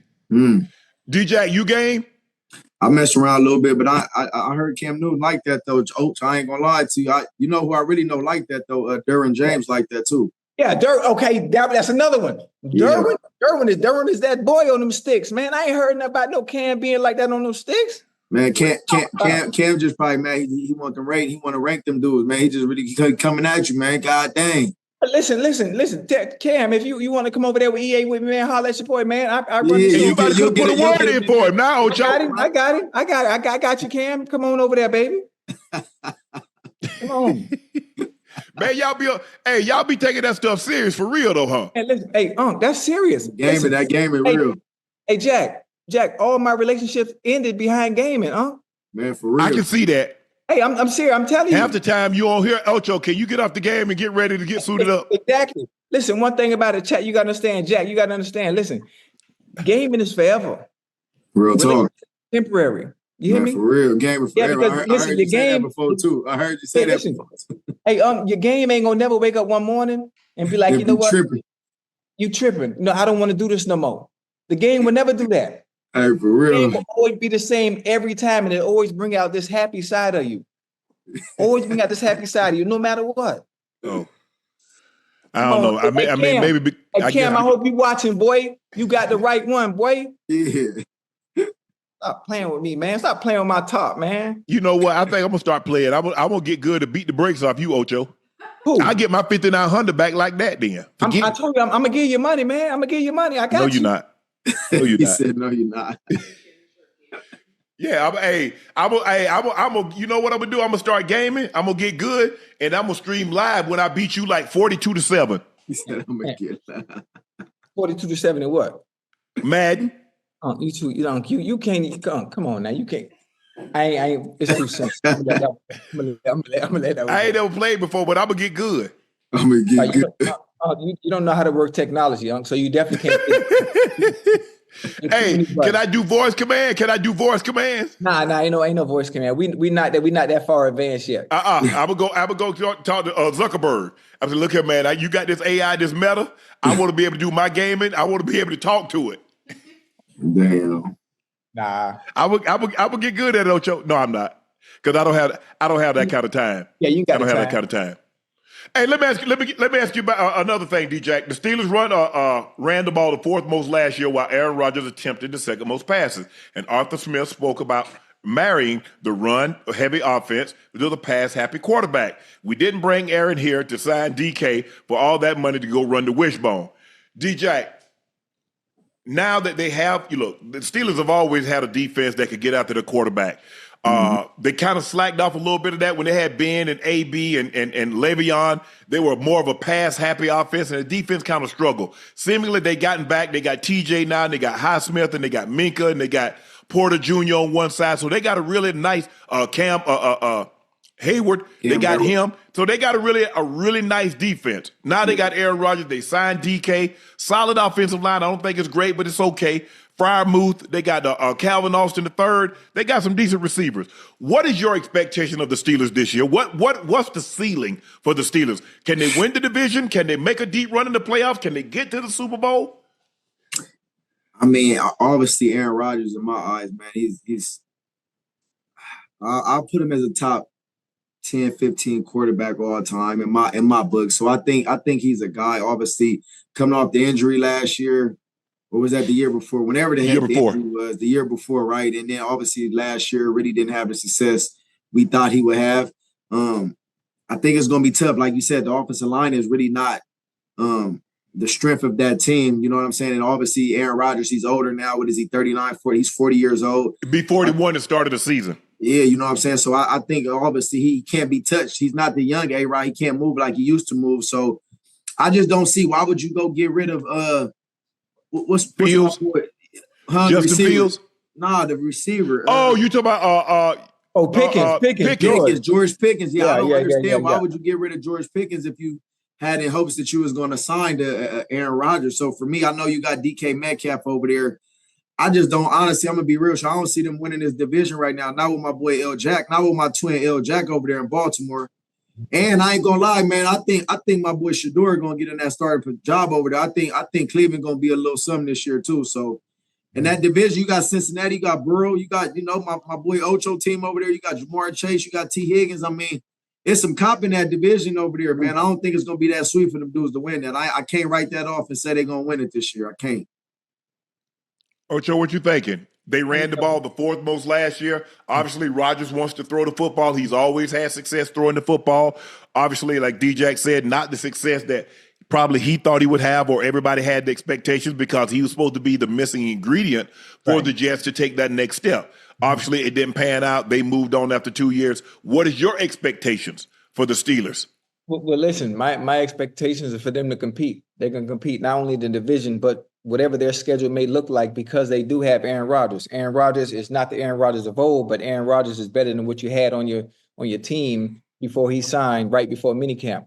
He gives them a chance to compete week in and week out. As far as winning the division, that's not likely. The division winners will probably be either the Bengals or the Ravens. I'm going to be realistic here based on the record between us. I'm going to piggyback on what Rashawn said too. At some point, Joe Flacco will probably lose that starting job to Shador, and his tenure in Cleveland will also start. So outside of that, as many people that may hate Aaron Rodgers for the way he acts and for all the stuff he does off the field, some of the things he says on camera and some of the things he says on TV, he does give you a chance, and he does give Steeler fans and that organization hope to compete week in and week out. All right, D-Jack, thanks for joining us, head coach of the Delaware State. D-Jack, tell people how they can find you on social media. If you got a YouTube page, you got IG, you got Twitter, Facebook. Let our fans know how they can find you. Yes, sir, man. Appreciate it, though. Obviously, 101 is my Instagram, Deshaun Jackson, 10 at Twitter, Delaware State _football as well, too. We're going to put Delaware State in here, man. Everybody need to go out, too, man, support that cause, man. October 30th, man, at the link, man, come through. We had Lincoln Financial, got my brother, Michael Vick. We're going to be first time. Obviously, you've seen us a lot catching touchdowns. Now we going head-to-head versus sideline to sideline in our old stomping grounds, man. So come out October 30th. Mark your calendars, man. We going at that thing, man. Let's get it. Yep. That's Deshaun Jackson. D-Jack, I appreciate that. Best of luck, man. Stop back by when you have some time, bro. Ocho, I know we've been talking about this, Ocho. Oh, what happened? The Katt Williams interview is still a viral. Oh, It's at 27 million views. What did I tell you it was going to be at by the time we come on here Saturday? I said 20. 27. Ooh. From what I've been able to deduce, it's the third most viewed conversation, interview, whatever you want to call it. I call myself a conversationalist. I like to have conversations. Some people say it's an interview. 32nd is the second place. So I'm really hoping I get. Joe Rogan has 2. Joe Rogan, if I'm not mistaken, has a 57 million. Bill Lazar, I think that's Lazar. He's guy that came out about the USA knows about UFOs, and he had a 32 million view episode with Elon Musk. Okay.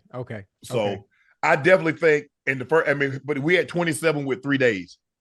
Yeah, so you're gonna surpass his 32. I definitely believe we can get that 32. You're gonna surpass his 32. Now, so you'll be the second most watched. The 57 was over 4 years. So there's an outside chance, people gonna go back.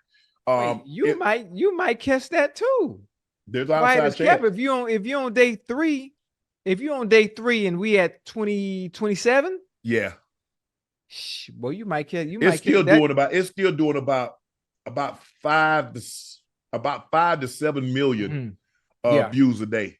Yeah, that's the thing when it comes to somebody like a Katt Williams who is a comedian, and when you speak, you know us, we love things that are messy at times, and it creates traction.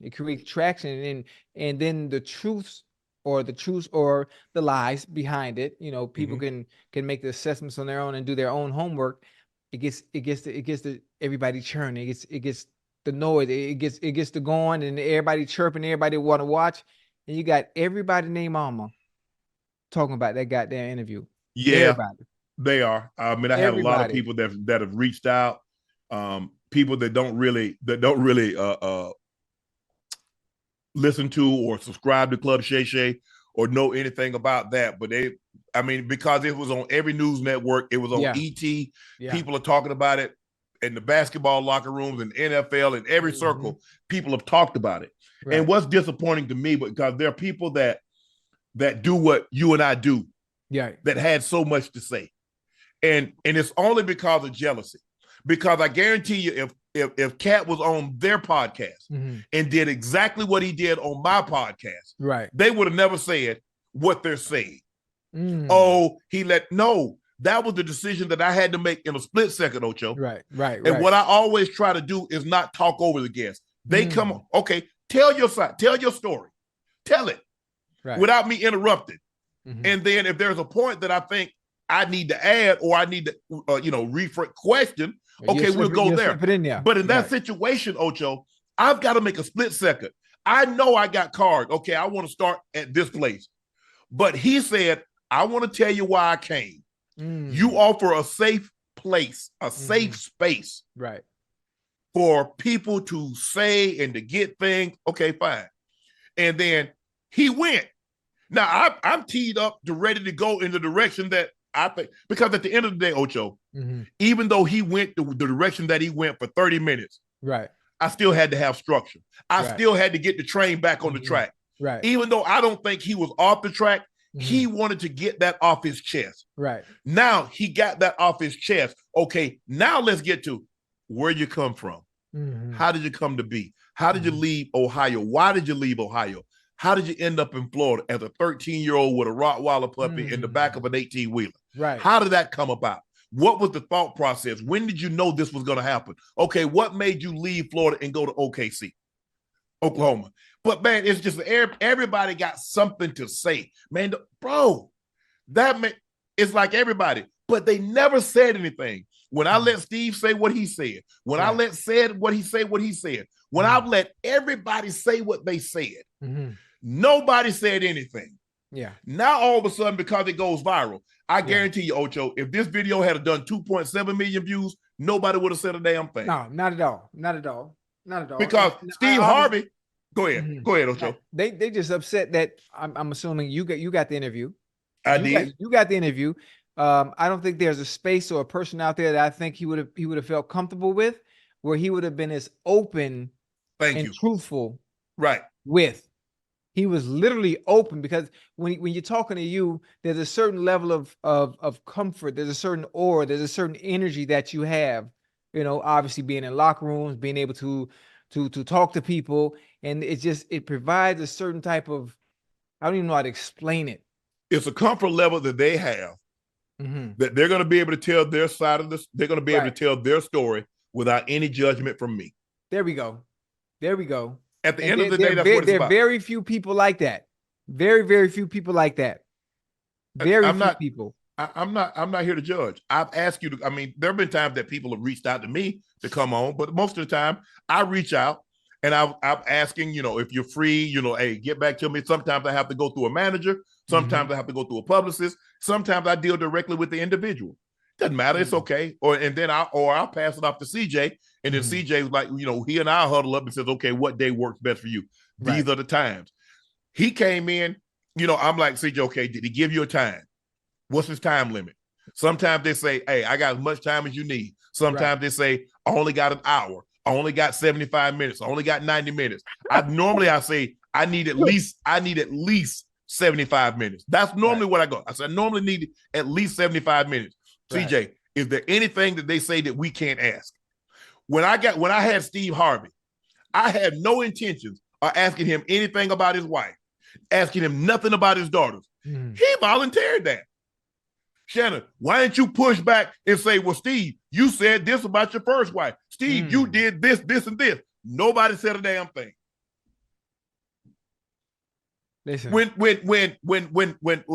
he even asked me, Katt even asked, well, say when Cedric said, when I said, there were reports that Katt said that there was a joke that he told that you stole from him. Said, I didn't steal no joke. He said, it don't even sound the same. I said, okay. Nobody said, Shannon, you should have pulled out the video and showed him Katt joke and his joke. Nobody said anything. Right. Now, all of a sudden, Katt, hold on. And I said, it was tough hearing some of the things he said about people that I've interviewed and have. I'm not saying we boys, if somebody's Bucket or Burns, yes, I know Steve. I speak to Steve. I know Quake. I talk to Quake all the time. Right. Yes, I have Said's number. When they came on, I didn't cut anybody off. When was the time that I've cut somebody off? Now you want me to cut him off. Man, but he going in. Okay. I mean, that's the point of having that space where you can tell your truth. That's the whole point. And I know a guy that he got so much, he always has something to say. Right. Now, this is the same guy. You know what? I ain't gonna even, no. Look here. You gonna let it go? You ain't gonna I'm gonna let it go. Because this is what I told you. And I get on Stephen A. of this all the time. Yeah. I say, stop giving people your audience's ear. Stop giving it. Your platform bigger than theirs. I like that. Sometimes success, the only success they get to taste is taking a bite out of you. Leave them alone. Leave them alone. I'm doing what I'm doing. Obviously,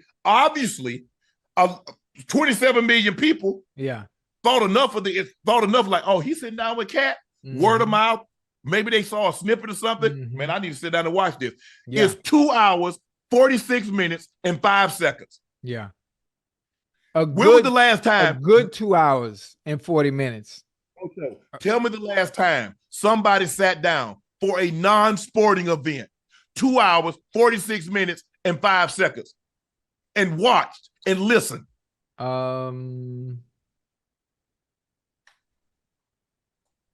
Remember, that's why they say linear television is dying, with the exception of live events. Right. Because people's attention span. Everybody very short. Everybody is getting their info from their smartphone. They're watching on their phone. They're streaming their phone, iPads, computer, whatever. 2 hours, 46 minutes, and 5 seconds. Think about that. Yeah. That's a cowboy game.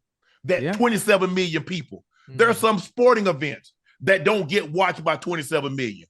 That's what you're mad about. You're not mad about I didn't cut this man off. You're not mad about that. Oh, those are your boys and you let them talk about your boys. That's not what y'all mad about. That's not what you're mad about. Oh, you not even a journalist. He could have got so much meat off the bone. You're not mad about that. Right. You're mad that 27 million people right now. My subscribers on Club Shay Shay jumped up 500,000. That's what you mad about. You mad about now all of a sudden my IG, I'm over 3 million on that. That's what you mad about. The potential. Man, y'all know what's gonna happen now? Man, somebody might come throw a boatload. Or Unc might. That's what you mad about. Yeah. But when you was biting the apple, I never said anything negative about y'all. I gave you y'all credit. I never criticized anybody because the way I look at it, Ocho, everything I saw my brother do, I said I can do it. Right. You know why? Because he lived in the same house I lived in. He got rained on just like I did. He had to go outside to the woods to go to the bathroom just like I did. So hell, if he went to college, why can't I? If he go to the NFL, why can't I? So if I see you guys do something, you do it. You're damn right. I believe I can do it. Yeah. Hey, you wanna tell me who has something to say so I can snap real quick? No, you ain't got to snap on him, Ocho. You sure? Because I be Ocho, ready too, man. But here's see, Ocho, just like everybody, like I said, everybody this and that. I don't know why he going to this. I'm going to ESPN because they reached out and said, you know what, we would love to have you a part of our network. Yeah. Yeah. I like that. I can only judge a man through the experience that I've had with said man. I can only judge an individual through the experience that I've experienced with said individual. Yeah. How can I judge Ocho if I've never been around Ocho? Ocho on that fuck stuff. That's not my experience with him. Right. So I'm sorry, that's your experience with him. Ocho, you know what I get asked a lot, and I know you get asked this also. Man, what's such and such like? I say, I can only tell you what he's like with me. Yeah. So for me to be able to speak to tell you what he's going to be like with you, that would be a lie. Yeah. Because I don't know. Right. I can only speak to how he treats me and how he's treated me or how she has treated me. So, but all this notion, y'all need to stop this. And you're going to catch, you know who I'm talking about. Oh, they know who I'm talking about. Oh, they do? Yes. Let me look at the chat. But that's what I. Chad, who we talk about, chat? Oh, okay. I see it now. Okay. But that's what it's about. It's about 27. Right. I mean, they make it seem like I've never had, like Steve Harvey's almost at 10 million. You're almost at 6 million. Coach Prime is at 6 million. DC Young Flies at 4 million. Yeah. I got not only do the whole episode, but I got breakout clips that's done 1 million views, that's done 2 million views, that's done 3 million views. They make it seem like I was peeling around, oh, my pod can have 45,000 views. No. I've had episodes that do 300,000 downloads. Yeah. Man, y'all need, and you wonder why you only have limited success. You think you having success, but think about how much more success you could have if you got that envy, that jealousy, and that hate out your heart. But y'all write all these little catchy phrases on your little page, and it's you. You write, all you doing is writing a memoir to yourself. Come on now. Come on, preacher. But you think, hey, look at this. I got this out the mud. I came from the trenches. Right. And you got more hate in your heart with all that you got, that you've been blessed with so much, and all you do is hate on a man that you think better. How about get better? Create better content. I'm going to tell you this, and I'm going to leave it alone, Ocho. Yes, sir. And this is for everybody that's out there. You preaching right now. Just because you're first to do something, that don't mean you're the best at it. Listen to me again, chat. Just because you're first, that doesn't mean you're the best. Because a lot of times people think, well, I was first. That don't mean you're the best. Come on now. So Roger Bannister was the first man to break the 4-minute mile. Is he the best mile of all time? Absolutely not. Nope. I like where you're going. So, if I'm not mistaken, Jim Hines was the first man to run a sub 10 second 100 meters. Was he the best 100 meter of all time? No. So just because you guys were the first, or you were the part of the first to do it, go ahead, Ocho. That don't mean you're the best at it. So I'm sorry, chat, to get on my soapbox tonight, but sometimes I get frustrated when some people, what they try to do, they smile and hey, I'm all for you. I'm all about this. I'm all about that. And all the while, y'all hating. Ocho, you remember a couple of days ago, I think it was like Saturday or Sunday, I said, I just sat down, I have an interview. Yeah. And I said, it's going to be the interview of 24. Oh, yeah. I said, he's going to break the internet. And people are like, well, who is it? They're trying to, who is it going to be? Is it going to be LeBron? Is it going to be President Obama? Right. I said, but this guy and what he said, I said, it's gonna surprise a lot of people. Yeah. And the interview that I'm talking about, is everybody's talking about it, is the Katt Williams. Oh, yeah. I've been trying to line this interview up since about the end of 2022. Yes, sir. And he's like, I don't know when I'm going to be on your side of town. Yeah. But I'll keep that in mind. Wait, now, so you had this brewing? You had this brewing since 2022? I've been trying to set it up. So basically all of 20, I ended up getting this interview at the very tail end of 23. So I'm sitting on that like, man, and I'm telling CJ and I was talking, he's like, what do you think? He's like, it's gonna happen. I was like, I don't know. I said, all I can do is reach out, I can ask. Right. And he hit me back. Let's do it. And I remember telling, I said, CJ, Katt Williams people hit me up and say they want to do it. He's like, for real? I was like, yeah, for real. I said, whatever we got, so whatever we have planned, I don't like them. I said, let's just clear it out, because I don't know what day. It might be a Tuesday, it might be a Wednesday, it might be a Thursday, it might be a Friday. But clear it out, because whenever the guest is available, let's do it. I did Chris Brown's interview at about 8 o'clock, 9 o'clock at night at his place. So there's not a time that in which, if I'm not working at First Take, that I'm not available. Right. So if you want to do it at midnight, we'll have a team there to shoot that footage at midnight. That's live. So he comes in. So I get there. I try to get there a little bit before the guest. CJ we might have some last minute. Okay, CJ. Okay, I kind of got a feeling of kind of how I want to go. I've moved some things around from the questions that you came up with and I came up with, but I've moved some of the stuff around because I think it just feels better. When I was going over this last night, it just felt better to go in this sequence. He's like, okay, hey, I trust you. You trust me. Just go with your feel. Yeah. So I get there. I'm getting mic'd up and I'm just talking. And he comes in. So he's already on one. He says, I've been waiting a whole year. Right. To say my piece. The right space and platform to say his piece. Yes. Now, a lot of people have said, oh, Shannon left so much on the table. Shannon is not a journalist. I never said I was a journalist. Right. If you listen in my intro, I said, normally what I say, the person that's coming by for conversation and a drink, I'm a conversationalist, not an interviewer. It's a different space.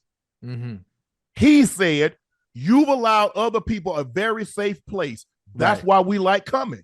Keyword, safe. Safe place. Safe place. I've also said on numerous occasions, if you want 60 minutes if you want Dateline, if you want 48 hours, I'm not the place for you. Right. Go to those places and get those type of interviews. Right. Go to Lester Holt. Go to Nora O'Donnell. Go to, I'm not Mike Wallace, rest his soul. I'm not Ed Bradley, rest his soul. Or Dan Rather or Walter Cronkite, rest their soul. Tom Brokaw. That's not who I am. Right. So if you want those type of interviews, you need to go to places that have those type of interviews. Right. Now, the problem is Katt Williams was my 102nd interview conversation on Club Shay Shay. He was the 102nd. Nobody said anything. Oh, but Shannon, you left this on the bone. I've had Magic Johnson. I've had Steve Harvey. I've had Michael Blackson. I've had Cedric the Entertainer. I've had DC Youngfly. I've had a lot of people. Nobody said anything about pushback and follow-up questions until I got Katt Williams on. Yeah. And this thing took off like wildfire. And the people that's commenting is like, you got 200 followers. You can't be a journalist with 200 followers. Right. Because even people that don't know the journalists, they got at least 4,000 or 5,000. Right. You're upset that he said everything that he said and he said it on my platform. Right. And now it's bringing attention to my platform. Just like I've had Ricky Smiley on. I've had Steve Harvey. You didn't say anything. I didn't push back about Steve when he said things about in his marriage. You didn't say a word. No. When he spoke about his daughter, you didn't say a word. Right. I asked Cedric about did he steal Katt Williams' joke. You didn't say, Shannon, you didn't follow it up. I've asked Ricky Smiley, volunteered. He said, I didn't ask him. He said that he was originally supposed to play Money Mike and Katt was supposed to play Santa Claus. Right. He said that. You never said a word about follow-up questions, and I left so much on the bone. It wasn't until this video, which is almost at about 11 million views in less than 48 hours. Yes. Woo. Now, mind you, Ocho, Steve Harvey's done 9 million views. Yeah. Who else? DC Youngfly is at 4 million. Ricky Smiley over 3 million. Magic Johnson over 2 million. I mean, a lot of these videos has gone viral and had viral moments. Nothing is caught fire like this. Right. This is what's upsetting them because first of all, he wasn't going to go on it because they don't know. He doesn't want to be. He wants to have a conversation. He said, you've allowed everybody else to come up here and say their piece. Yeah. The hardest thing for me, Ocho, as the interviewer, was the way he started. My thing was, do I interrupt him and get this thing back on track or do I let him go? See, when you're interviewing somebody like that, and with the safe place that you do call it, the fact that it's Katt Williams or Cedric the Entertainer or any of these polarizing, iconic figures, you have to let them get their piece and say what they need to say. That's the whole point of you having a platform and him willing to come on your platform to be able to do an interview and tell his truth is you got to let him go. Yeah, you can't steer it. You can't steer this one. And so he did 30 minutes before I asked anything. Where you from? How this? Your dad, your mom, brothers and sisters. But he wanted to get that off his chest. And people say no. He says the truth doesn't need motivation. Oh no. That's what he said. He said the truth doesn't need motivation. He said there's God's way and there's that. And if it's not God, it's the wrong way. Yeah. So while all you guys said, well, Shannon, you needed a follow-up question with what? I said I didn't ask no follow-up question when said he didn't steal the joke. Right. That's not for me to decide. You decide. You decide who do you agree with. That's not my decision to make. Right. I told you when I first started this, my very first interview was my brother. I said, my job, I'm going to try to bring you some of the biggest celebs, entertainers, and athletes that I can possibly bring. And I'm going to allow them to have a conversation and maybe tell you something or share something with you, Ocho, that they've never said, or they've said it such a long time ago you don't remember it. But I want that entertainer, that celeb, or that athlete to share some things with you and give you a different glimpse of who or she or who they are, he or she. That was it. I never said I was a journalist. I never professed to be a journalist. I'm an entertainer. Yeah. I have entertainers. And again, If you want hard-hitting questions, yeah, 60 Minutes is the platform from you. right. Dateline, 48 Hours. Go to Lester Holt. Go to somebody that does that. This you got to understand. Those aren't safe places. Those aren't places where you can get what you want to say off. Right. They dictate everything. Yes. So when you go that route. Ocho, you make a great point. So let me ask you this. You think Katt Williams was going to open up as much as he did on any other platform? Absolutely not. If Absolutely you go back not. and look, what's the longest? I mean, when we look at it, what's the longest interview he had done, Katt? Now, mind you, I haven't seen anything he posted on his social media page since 2020. Since 2020, right? That's 4 years ago. No post. Yeah. Nobody else. I mean, the whole point is it's almost like barbershop talk. Being able to sit down with you. Listen, I sat down with you and we talked. You had to kick me. You had to kick me out. Yeah. You had to kick me out when I did Club Shay Shay because I was in such a you like, we done? Yeah, I was ready to go now. You know, I can talk. Ocho, now. I had you on. Ain't nobody say, well, why didn't you ask him about that situation that happened in Miami? Why didn't you ask him about this? Right. Ain't nobody said anything. You've almost said 6 million with Coach Prime. Well, you've been married this many times. Nobody said a word. Yeah. It wasn't until I got Katt Williams. Yeah. It wasn't until this thing took off like wildfire. Yeah. It is all across the internet. And it is more so about not only the traction, but it's what he said and the controversy that is stirred up. So now everybody has questions, their truths, their facts. That shit was awesome. That shit was awesome. I enjoyed it. I enjoyed it. Obviously, me knowing I know Cedric, I know Steve, I knew Bernie Mac back, when Mac was alive. Goddamn, I got some stories about Katt. I'm gonna tell you that a lot of people in the chat watching a lot of stuff that you probably didn't even know yourself. But we'll get to that later on when we get into it. And look, I'm not saying we the best of friends, but I talked to Steve Harvey. Right. I got Steve Harvey's number in my phone. Right. I got Cedric's number in my phone. I got Kevin Hart's number in my phone. Yeah. Earthquake and we talk the most. I can sit, look, and I'm friendly, cordial. I've been to Kevin Hart's house, been through his house, met his wife, just saw him the other night at another function. Showed me his cars, had conversation with him. Yeah. We're friendly. Yeah. Earthquake and I met Earthquake about 6-7 years ago. We've been cool ever since. He called, sometimes Earthquake would just text me, brother, I just called to say I love you. Keep doing your thing. Shine, shine, king. Shine, big, shine, black man. Stuff like that. Hey, I got this thing. I'm at this comedy. Hey, swing through if you get a chance to. Right. So he and I have a different type of relationship than the other guys. Right. But do I talk to Steve Harvey? Absolutely. Yeah. Has he invited me to his farm in Atlanta? Yes. He invited me to his, I think it's Dubai. He has a golf tournament Thanksgiving. Hey, I want you to come. So I have a great relationship. So it's hard on me. Yeah. Listen, I understand. I totally understand where you're coming from. But obviously, when truth is being told, you were just the moderator in between giving the individual the space to tell their truth. That's it. Yes. There's no hard feelings towards those that you already know, whether you know them personally or you just know them as associates. And I really enjoyed it in the fact that you give us a space to be able to tell our truth on your platform. It's not a bad thing. It's a good thing. And there was no space for us to be able to do that. Right. And the fact that now we do have one, and this is going to be a trickle effect. We not only did you have Katt Williams, but it's going to be somebody else after that. It's going to be somebody else after that. And it's going to continue to have that effect where, you know what?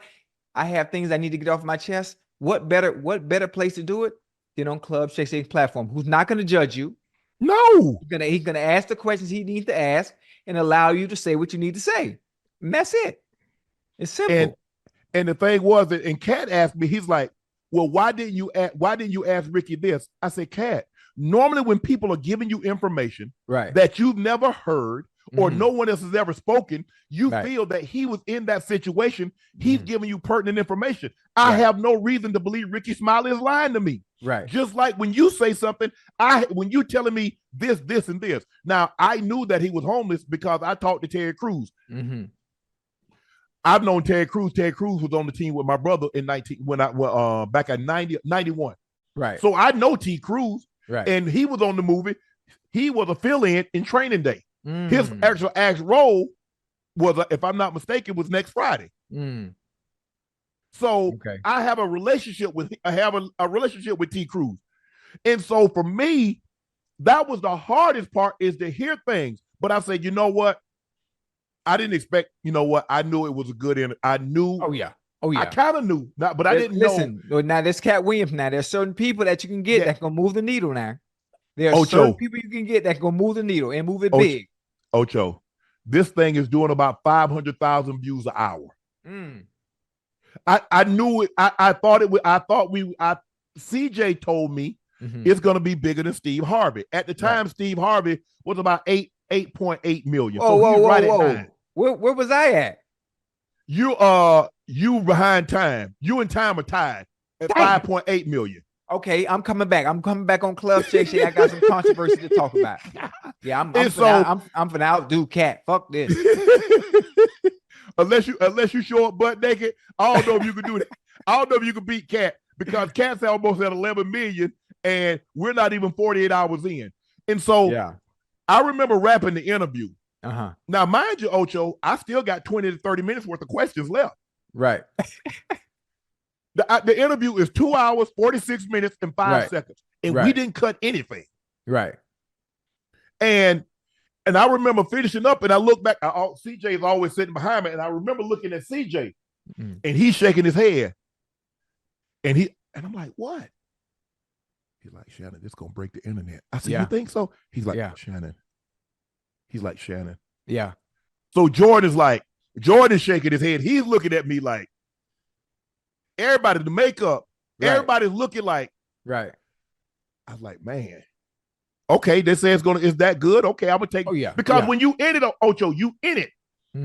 You don't, and so, bro, we drive, says, okay, when we go, I say, CJ, we're gonna drop it in the new year. That's why I start. So I'm saying, okay, I'm gonna tease it. I'm gonna say, I'm dropping one on Club Shay Shay. Right. I promise you, it's gonna, for someone to be better than this and to be bigger than this.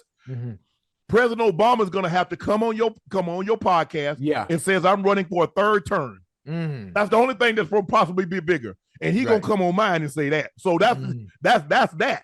Right. Yeah. When we dropped it, we got 121,000 people watching it live in the chat, Ocho.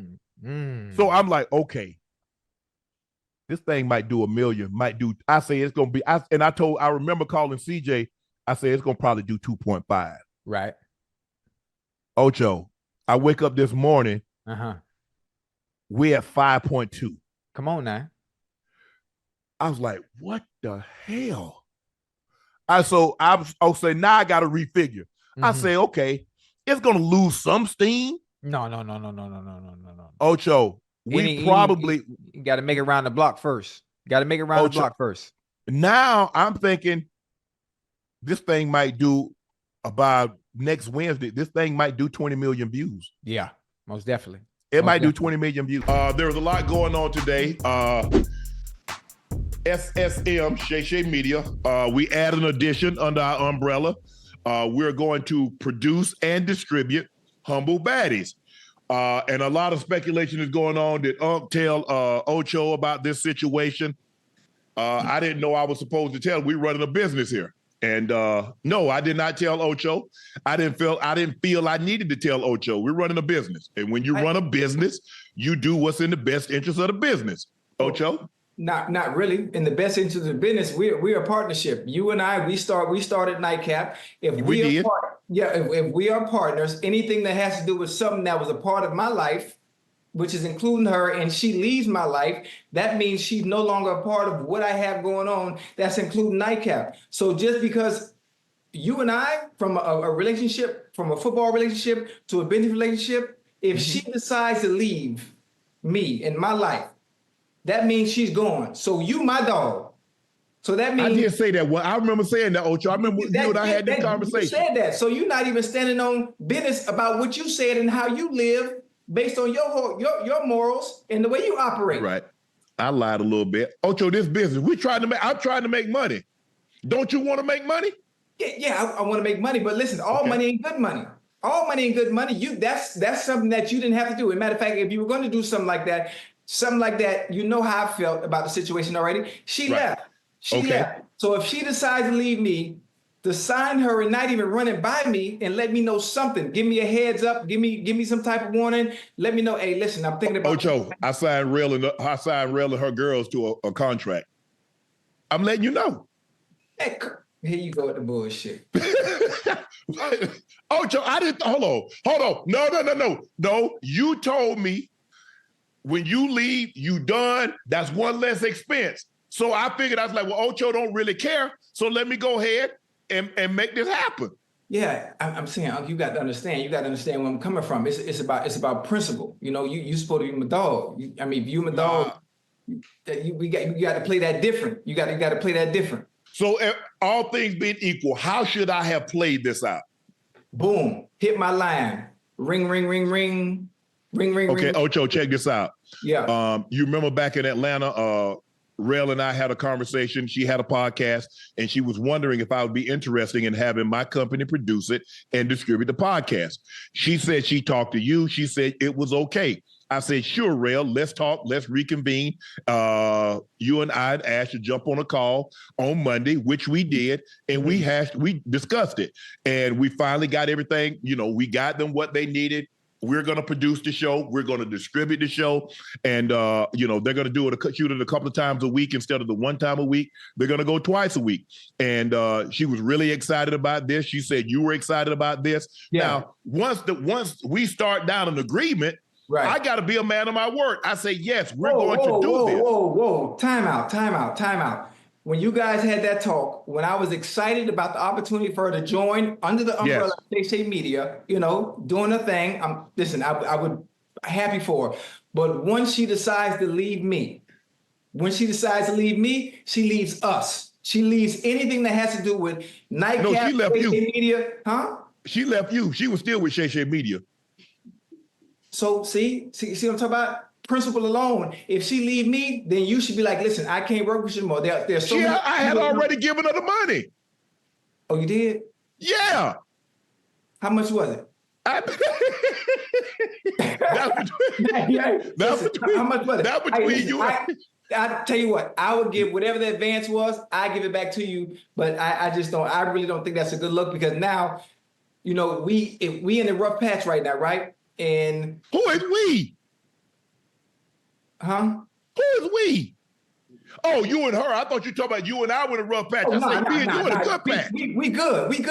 Oh, I mean, if I was in front of you, we would have had a tussle today, though. We would have had a tussle.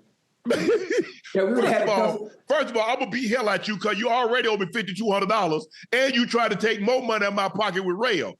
Matter of fact, you definitely ain't getting no money now. You definitely going to have to get the blood that you ain't run that by me. You ain't run that by me. Okay, so you said I got to take it in blood? That's the only way you going to get it. Don't mind if I do. I don't mind if I do. So, hey, Rail! So they can stop trolling. Who? The Ocho Millions. Yeah. Make sure y'all go subscribe to Humble Baddies podcast. Thank you, Shay Shay Media, Unc, Chad. We love y'all. Thank y'all for the support. And he is our number one supporter. He was the first one to subscribe to Humble Baddies. Hey, but listen, people in the chat. I was trolling a little bit earlier today.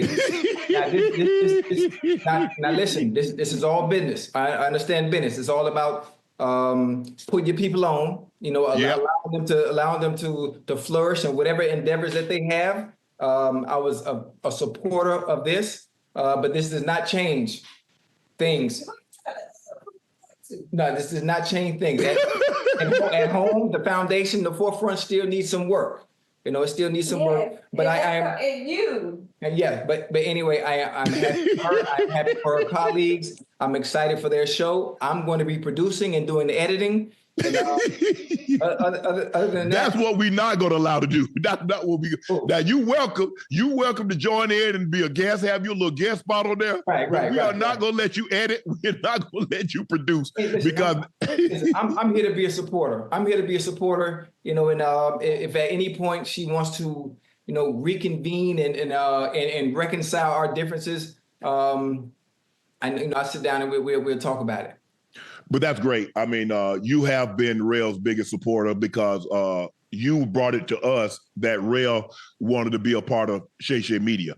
And when she mentioned it in Atlanta, I was like, let's reconvene on Monday. We actually had this conversation. Mm-hmm. You mentioned it to me. Rail had, she had up doing her thing and she wanted to put it with somebody that have the infrastructure that can make the thing be what she believes it can be with her and her partners.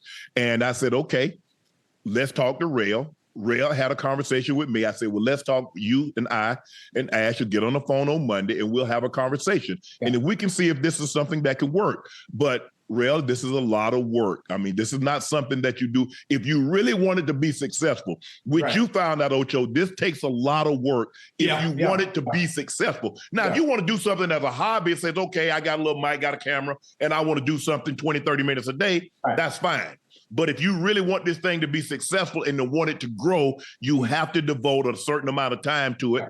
And knowing Rail, her background, how she turned her real estate thing into a big deal. She has her show on Netflix that's coming out, I think, in a week or two, Ocho. Mm-hmm. So I know she's going to work to make it possible. Yeah. But the thing is, you see, Ocho, what you get an opportunity to see, you get an opportunity to see how people want to tear you apart real quick, don't they? Oh yeah. You see how they jump. You see how they jumped on there so far and so quick to try to rip you and I apart. So now you see everybody talking about, oh, I love Nightcap. No, they don't.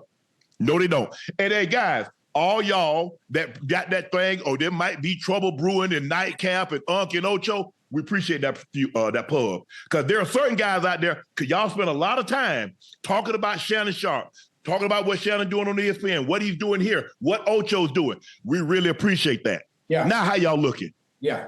How y'all looking right now? It's all love. It's all love. It's all love for all our competitors out there. You know how I feel about you. I still love you anyway. There's a big plate and there's enough for all of us to eat. There's enough for all of us to eat. You know, you need to understand that. And something about before Nightcap, before there was ever came about, Shannon Sharpe was a friend of mine. Shannon Sharpe will always be a friend of mine. You know, business, I would never allow business or money to get in the way of that. Never. I've never been one to fall out about stuff like that. There was an opportunity that presented itself. Obviously, the missus and I, you know, we going through some rough times right now, you know. But when it comes to business, when it comes to continue to elevate her and her career and what she has going on, I'm all for it, even though we might not be seeing eye to eye right now, you know. And the thing is, Ocho, before I got here and Shay Shay Media, Club Shay Shay, Nightcap took off, how many of those people that had podcasts mentioned Shannon Sharpe? Mm-hmm. Before this thing took off with you and I, Ocho, how many people mentioned Ocho and Shannon Sharpe? Right. It seems to me that the only content that they can create is self-made. It's you and I. You and I have a disagreement about you coming late. You and I disagreement about the players or something. You disagree, I disagree. Go ahead. I have a question. Can I say something real quick? This is for people in the chat. And this is for you and our team, you know, collectively. I'm never late, actually. You just starting too damn early. That's the problem. I ain't never late, you know. You just starting too goddamn early. We kind of have a floating time. We kind of like want to start between these times. But sometimes Ocho float past that. Yeah. But this is a great opportunity for Rail. They're going to be more. That's going to be more people that's going to join on Shay Shay Media. We got meetings with a lot of other people coming down the pipeline. So in the near future, we're going to add probably 1, 2, maybe even 3. By June, we'll have 3 more up under the umbrella that we'll produce, we'll distribute. And go ahead, Ocho. I have one more thing. Now, I understand this is business, right? You know, and I'm all for business, and I'm all for making money, you know. And sometimes they say all money ain't good money. The hell it is in this economy. Well, if I can get it, I gotta have it. So, is there anything we can structure in her contract where I can get a certain percentage based on a finder's fee. Look here. What Rail choose to give you out of their cut, that's between you and Rail. What we gonna do? Rail is gonna get her check every month. That's all I got for you. That's between you and Rail. I ain't got nothing to do with that. No, I don't play. The one thing I don't do is I don't play. Look, I'm not the government, but now unless we get something from the government, from an agency that say we need to garnish Rail's wages, I ain't touching that. But let's pretend my name is let's pretend my last name is Sam and my first name is Uncle. So I'm asking you to garnish a small percentage of a finder's fee and whatever she gets monthly, and just send it to me, if that's okay. That thing that check ain't going to Sherrera's own. I ain't messing with Rail money like that. What Rail say? LLC. Rail, come on, Cam. What'd you say, Rail? I told him, I said, good thing that check ain't going to Sherrera's own. Where it's going to? I said a LLC. Rail is a LLC. So in other words, Rail is a business. So Rail will get all of the money. Rail will then be responsible for the taxes on said money. You know, I know how to get around taxes and all that. That between you and Rail, how y'all get around it. But that ain't got nothing to do with my company. I am not fit to have them lock my ish up. If it with you. Hell nah. That's between you and Rail. But we are excited about having the Humble Baddies podcast up under the Shay Shay Media umbrella. We're very excited about Rail and her team. Whoa. Time out. What? Now, if you're a baddie, you can't be humble. So we might have to change the name. No, they saying they baddies, but they humble. They don't be out there, talking about, I'm a bad B and all that other stuff. Y'all know it. Y'all see the way we walk. Y'all see the way we carry ourselves. Y'all know what it is. This one here, like the way she talked to me, at some time, I don't think God would like that. I don't know. Especially now because it's a little different, she see me and she view me in a different lens right now. So, she got the mouth of Satan sometime. You understand what you're dealing with. Look, when you deal with a stepper, when you know that there are other, that she's a looker, that no matter where you go, whether she's with you or she's alone, people are going to look. Men and women, you accept that. Hold on. And you wouldn't want her if they weren't looking. Right. I'm a stepper too. What you exactly. Hold on now. Let's not forget. Man, don't make me come up out this shirt, man. Hey, Ocho, but when they in the penthouse, if it costs, the amenities gotta be great, right? You got marble, you got hardwood. Okay. Yeah. If you a penthouse, your accessory piece gotta be up to par. Hey, you know what they say? What they say? They say they can tell how much money a man got based on what he got on his hip. For sure. Yeah. What? On his hip. They ain't got the bones on him. See what I'm talking about? What you say? I'm telling her what I just said, my little phrase, you can tell how much money dude got based on who he got on, who you got on your hip. She talking about ain't number bones on that hip. So guys, please go subscribe to Humble Baddies YouTube page. The link is pinned at the top of the chat right now. So again, there it is right there. You can Congratulations, Rail. Congratulations to the rest of the ladies. Congratulations, Ash. And what's his name? Alexis, my dog Alexis and Ash. Congratulations. Let me be a guest. Because I got something to get off my chest.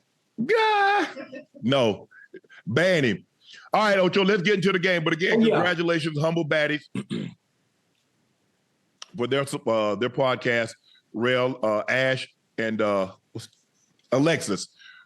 Those three have a podcast that's going to be twice a week up under the Shay Shay Media brand. We'll produce it, we'll distribute it, but they have creative control over it. So that's the way they wanted it. We were glad we could be a part, glad we can come to an agreement. So we're very, very excited to have them up under the Shay Shay Media umbrella.